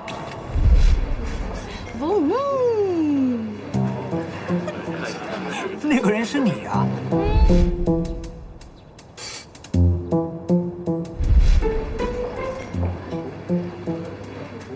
还真是不好意思，没想到啊，我们兴趣相投，爱好一样，改天我们一起去。那必须的，不过我这一换风格，哼，就认不出来了。太棒了！少胡来！你怎么今天一个人过来了？啊，单着。倒也不是单着，主要是这种场合我带他来不合适，带他来也不合适，所以我别听他吹牛，他单着呢。你这样的，来，喝一个。啊，不了，我在家里啊，不喝酒。我懂你，那我也不喝了。左晴一直没回来看双双啊？没有。爸，给蛋糕了，朋友们，切蛋糕啦！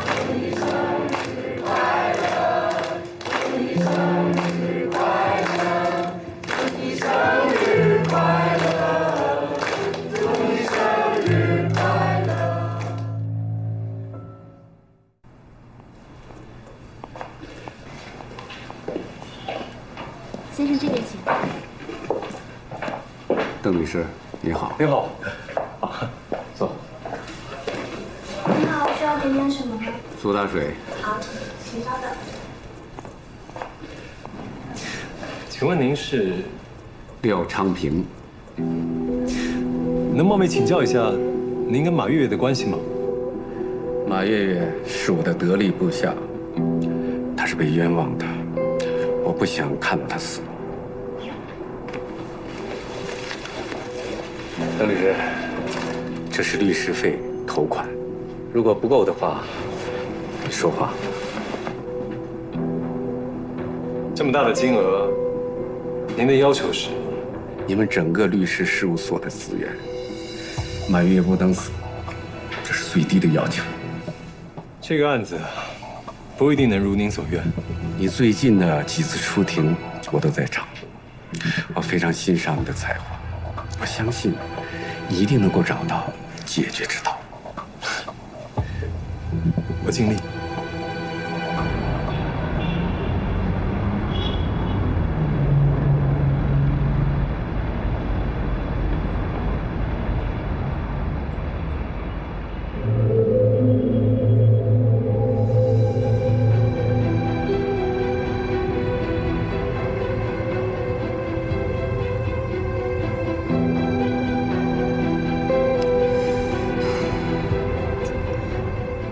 我们都开了这么久了，什么时候到啊？问你话呢。前面很快就到了。丫头，平时能喝多少啊？行啊。酒嘛，水嘛，喝嘛，吐嘛。钱嘛，纸嘛，赚嘛，花嘛。完美呀！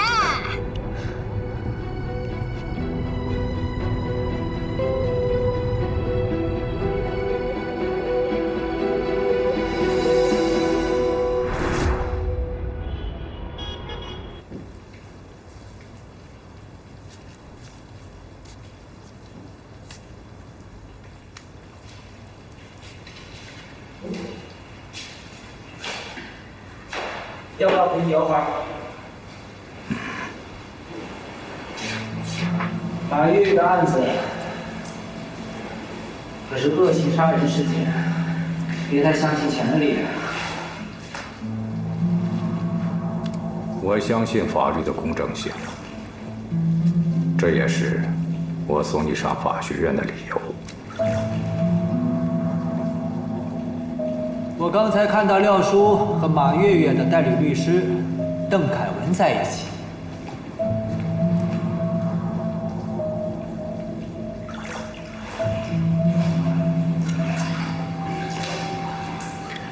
水太凉。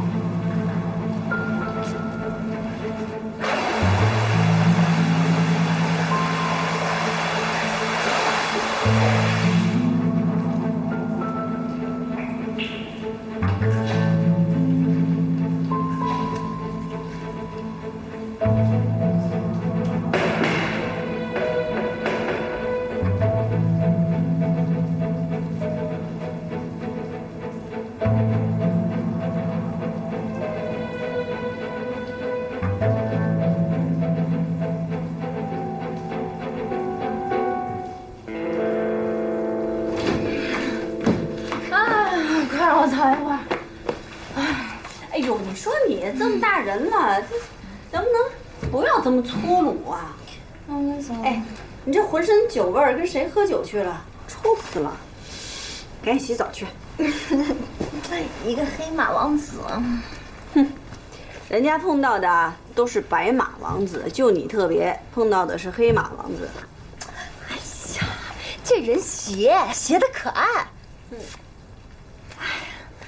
跟你说说正事儿吧。行，说说吧，醉鬼，说说你的正事儿。你手上案子我都看到了啊，说，是不是马月月故意杀人啊？你怎么知道啊？别扯我衣服。能不能透了点内部消息？你想干嘛？哎呀，这么刺激的案子啊，我得做一个节目啊！不能，现在案件还在审理阶段，所有的信息都是保密的，我没法跟你说。好姐姐，你就给我透露一点嘛！求你了，赶紧去洗个澡，刷个牙，太臭了。赶紧好好洗个澡，刷个牙，不然我告诉爸你喝醉了，也不知道跟谁喝的酒。你不是就是嫌弃我吗？还不问我？哼，自己关门。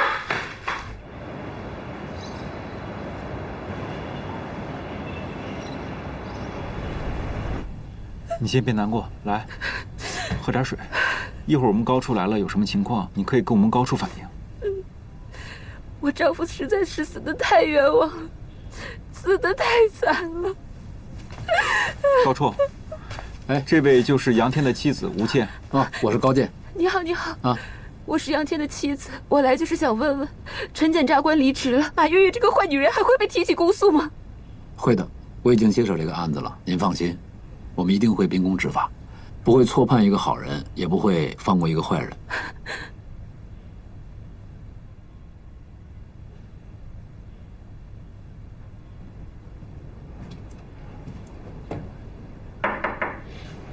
没事吧？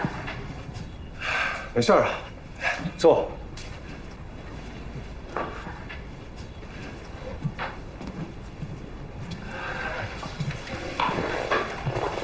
怎么样？有什么新发现吗？我是有一些新发现，但是对我们的委托人不太有利。我去了昊天箭头，根据他们员工的反应来看，非常不好。你说这个事情啊，两个人，一个是老总，一个是副总，每天开会碰面都在一起，出差也在一起。那突然有一天，这个副的真的给搞死了，那你说为什么？情杀，一定是情杀。那你见过他们俩关系密切的表现吗？马月月能把受害人约出去，要把他给害死了，这还不能说明两个人的关系啊？那你打个比方来说，要是我想约他出去，那人家也不肯啊。那案发之前，在你的印象当中，他们两个人之间的关系有没有什么特别的或者不寻常的地方？两个人关系好像不是太好。有一次我去送文件啊，就听见两个人在办公室里特别大声的吵架。吵的内容，您听见了吗？像是关于什么招标的事情吧。他说的什么话，您还有印象吗？说的是，如果你们要这么干，除非我死了。王主任的说法和警方的推断是一致的，也就是说，在案发之前，马月月和死者杨天爆发过激烈的争吵，而且当时两个人的关系是非常紧张的。既然关系紧张，为什么他还答应跟杨天出去呢？而且还采取故意杀人这么极端的手段。可警方有完整的现场勘查记录和详细的痕迹检验报告，案发现场的指纹、脚印，包括作案工具，都符合马月月的供词。证人的证言现在也直接指向了马月月。如果呈上法庭，反而完善了控方的证据链。凯文，这可是个难解的局啊！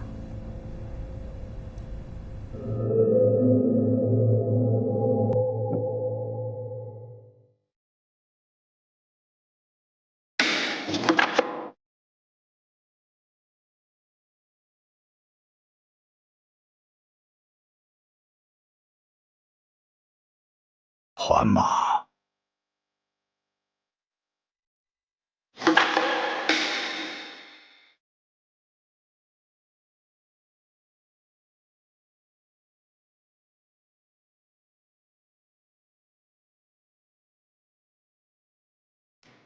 你自己的处境，你自己清楚。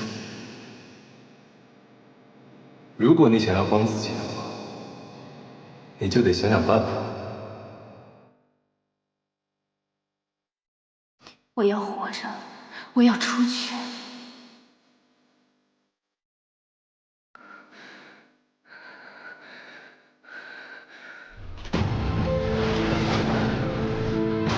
警官，警官，来人啊！我要见检察官！警官，我是冤枉的，我要见陈检察官！警官，我是冤枉的，警官，我要见陈检察官！有把握吗？有。不管他提什么条件，都答应他。知道了。这个事儿你去办，务必要保证万无一失。明白。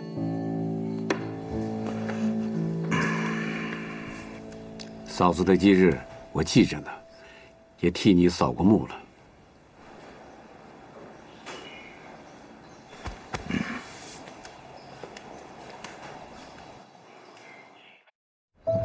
您好，我们是江东市人民检察院公诉处的，我叫高健，他叫付小柔。我听说你今天找我们来是想重新来陈述案情。对。那好，你说吧。那天，我和杨天去了露天停车场。杨天，你也太过分了。我就喜欢跟你在一起。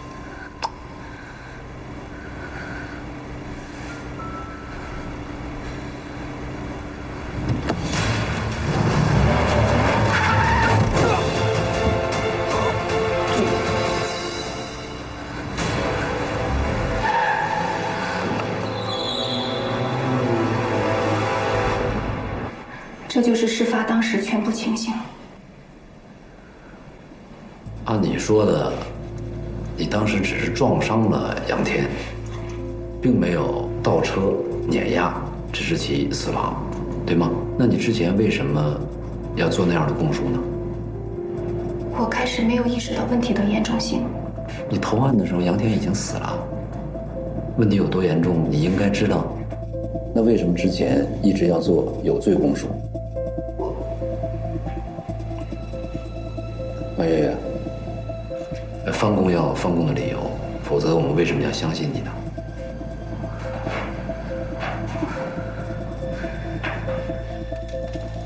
怎么了？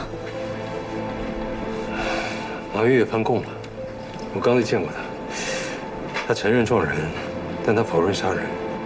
我们现在要全力做罪轻辩护了。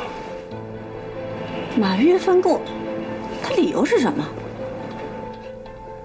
我和杨天有私情。我什么时候叫你过来，你就得什么时候到。你也太过分了。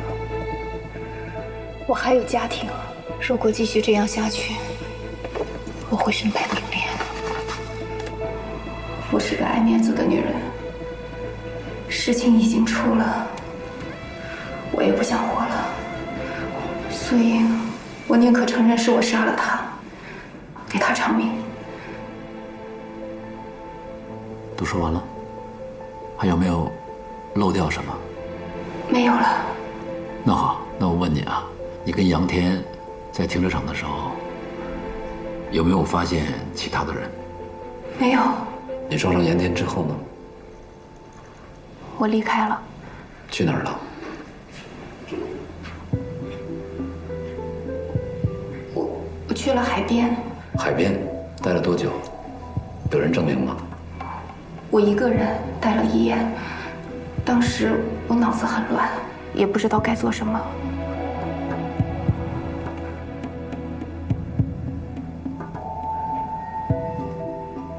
行，那等一会儿做完笔录，你看一下，要是没什么问题，就签个字。高检察官，你们能帮我吗？法院就快开庭了。我们一定会查明真相，好吧？他把杨天给杀了，就是因为他想掩盖他和杨天之间的私情。你不觉得这太不符合事实逻辑了吗？你想一想，马月作为一个女人，以她和杨天这种亲密的关系，如果不是杨天有什么事情能够威胁到她，她怎么可能会有杀人的动机呢？她怎么能下定决心去杀人呢？你不觉得奇怪吗？法院3天以后就要公开审理这个案子，这个时候翻供，对我们来说确实是个转机。可我觉得太蹊跷了，马月月的汽车底盘上确实有碾压的痕迹，这些都是客观证据推翻不了的。你说对一件事，这是个转机，但是我们还是要把握有限的时间，尽可能的收集对我们有利的证据，才有可能做到最轻辩护。那你想怎么做？这样子吧，你从死者杨天入手，看能不能找到不同于检方结论的地方。那好，我再去调查一下。嗯。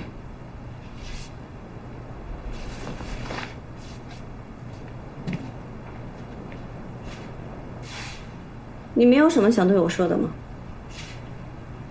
什么？比如说这个案子为什么在这个时候出现这么大的反转？案子出现反转，虽然少见，但也很正常。怎么了？没事。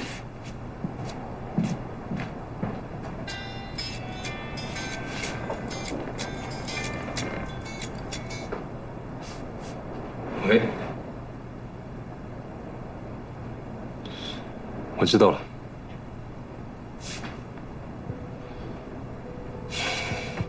马月月一案，因为影响大，当初我们是上了检委会的，现在马上就要开庭了，媒体呢对这个案子有十分的关注，而马月月又在此时此刻推翻了口供，这一切我想听一听公安的同志对这件事是怎么看的。被告人在面临审判的时候出现反复是正常的。这个案子的资料我仔细看过了，证据还是挺扎实的，物证、书证都比较详细，反正我挺有信心的。高健，你的意见呢？起诉时证据肯定没有问题，我也倾向坚持我们的公诉主张。只是我觉得有一些证据还需要再核实一下。现在就这么上庭了，我心里还是有点没底。能不能建议法院延期审理啊？我看就没这个必要了。一旦延期媒体就会抓住这个点进行炒作，加上马月月现在又在翻供，所以这一切的一切都会惹出很多的麻烦。推翻口供怕什么？只要我们把握住指控的理由，不就行了？好的。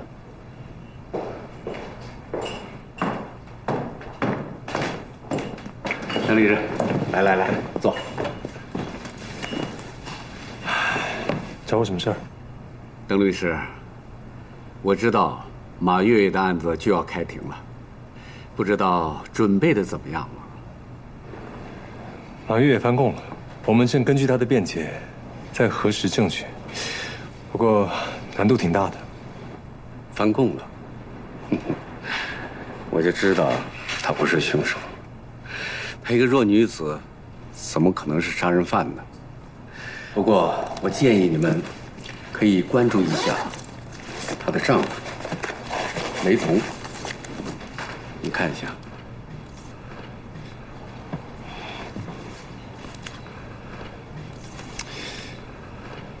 您这么关心马月月，恐怕不只是对曾经的旧部关心呵护，如此而已吧？邓律师，这不是你该关心的，你应该关心的是证据，知道吧？我先走了。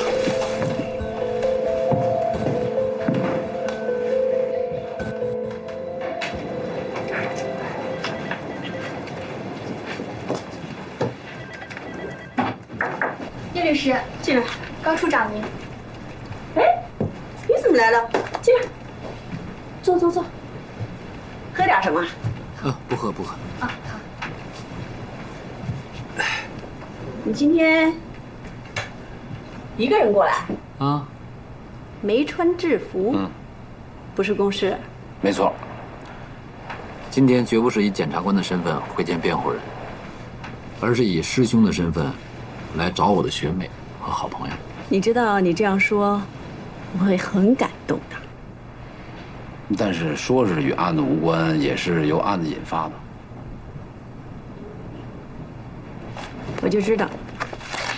那师兄，请说，你有什么指示？马月翻供了，我们知道这事儿吗？我也是刚刚才知道。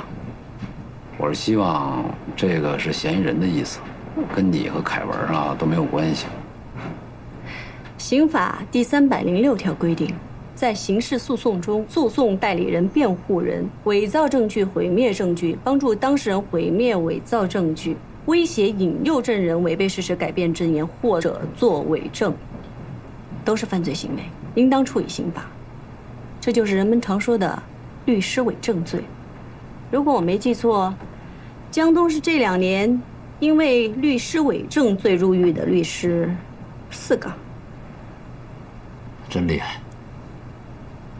我就是担心你们别犯这种常识性的错误。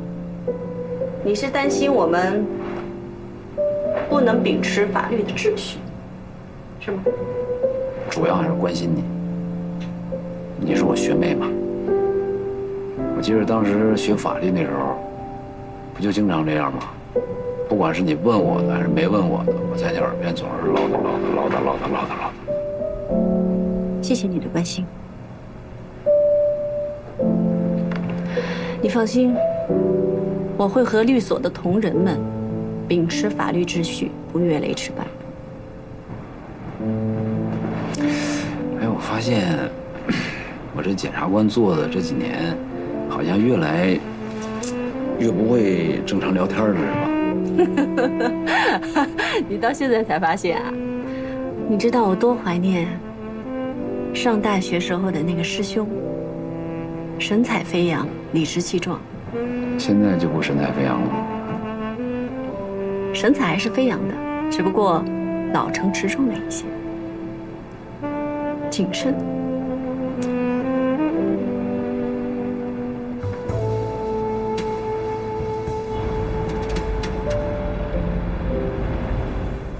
小柔，给，卷宗给你放这儿了啊。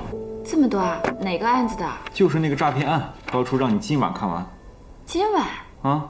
那得看到什么时候去啊？没准儿这回补真呢。法学院没有教过，但是明明白白摆在司法实践中。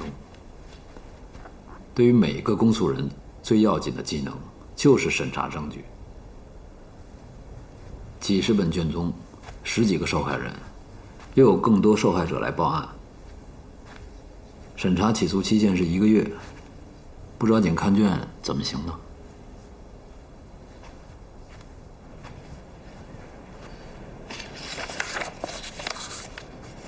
下班了。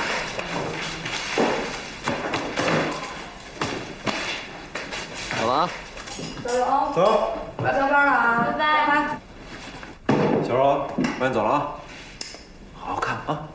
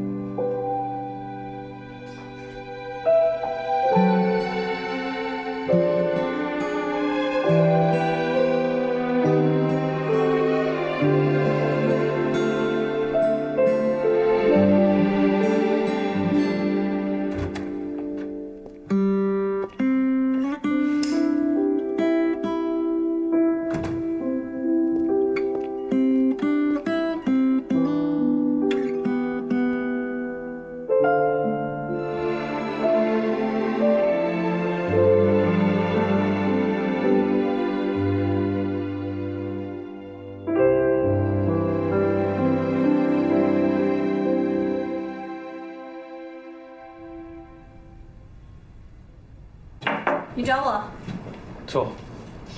你还记得那个小区保安冯队长说过什么吗？他说马月的丈夫雷同似乎在跟踪他的妻子。看看这个。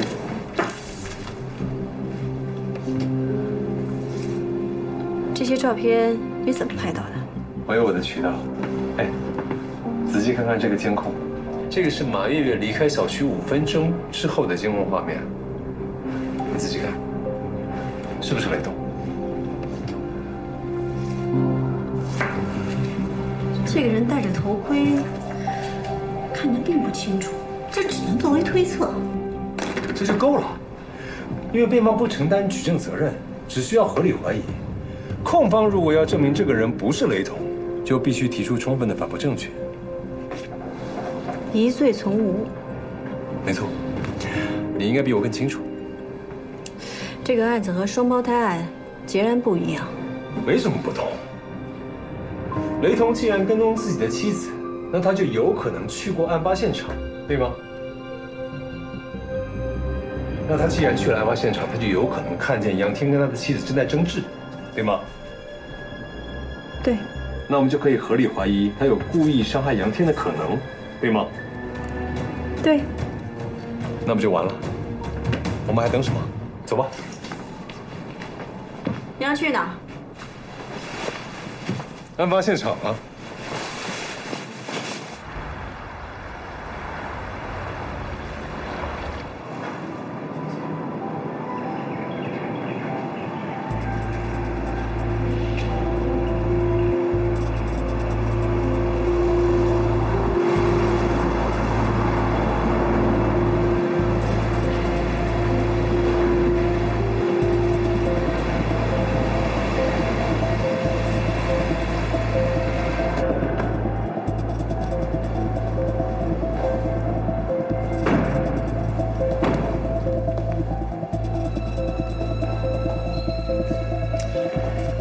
这个地方确实挺偏僻的。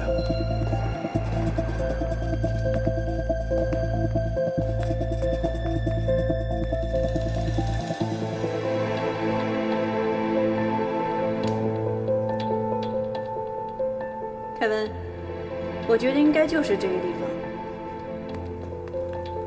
案发现场应该就在这儿。你看。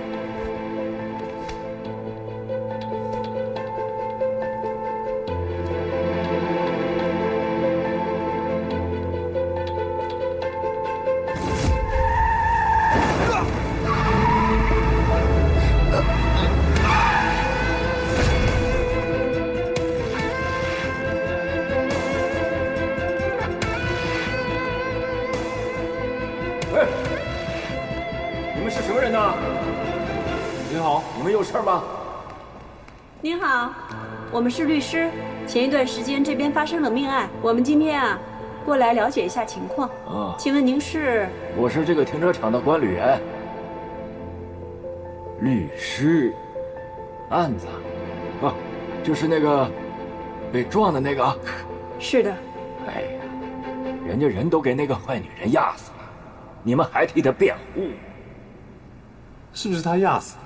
得由法院判，不是我，也不是您。请问您说您是管理员，那案发当天您有当班吗？有啊。那天，您看到什么特别的情况了吗？我就看到他们开车进了我们停车场，半天没下来人，后来那个男的下来了，然后呢？然后我就干活去了。过了10多分钟以后，我回来再一看。那个男的就躺在地上了，可是车没有了。您当时看到案发现场的位置在什么位置？您还记得吗？啊，能，就在前头。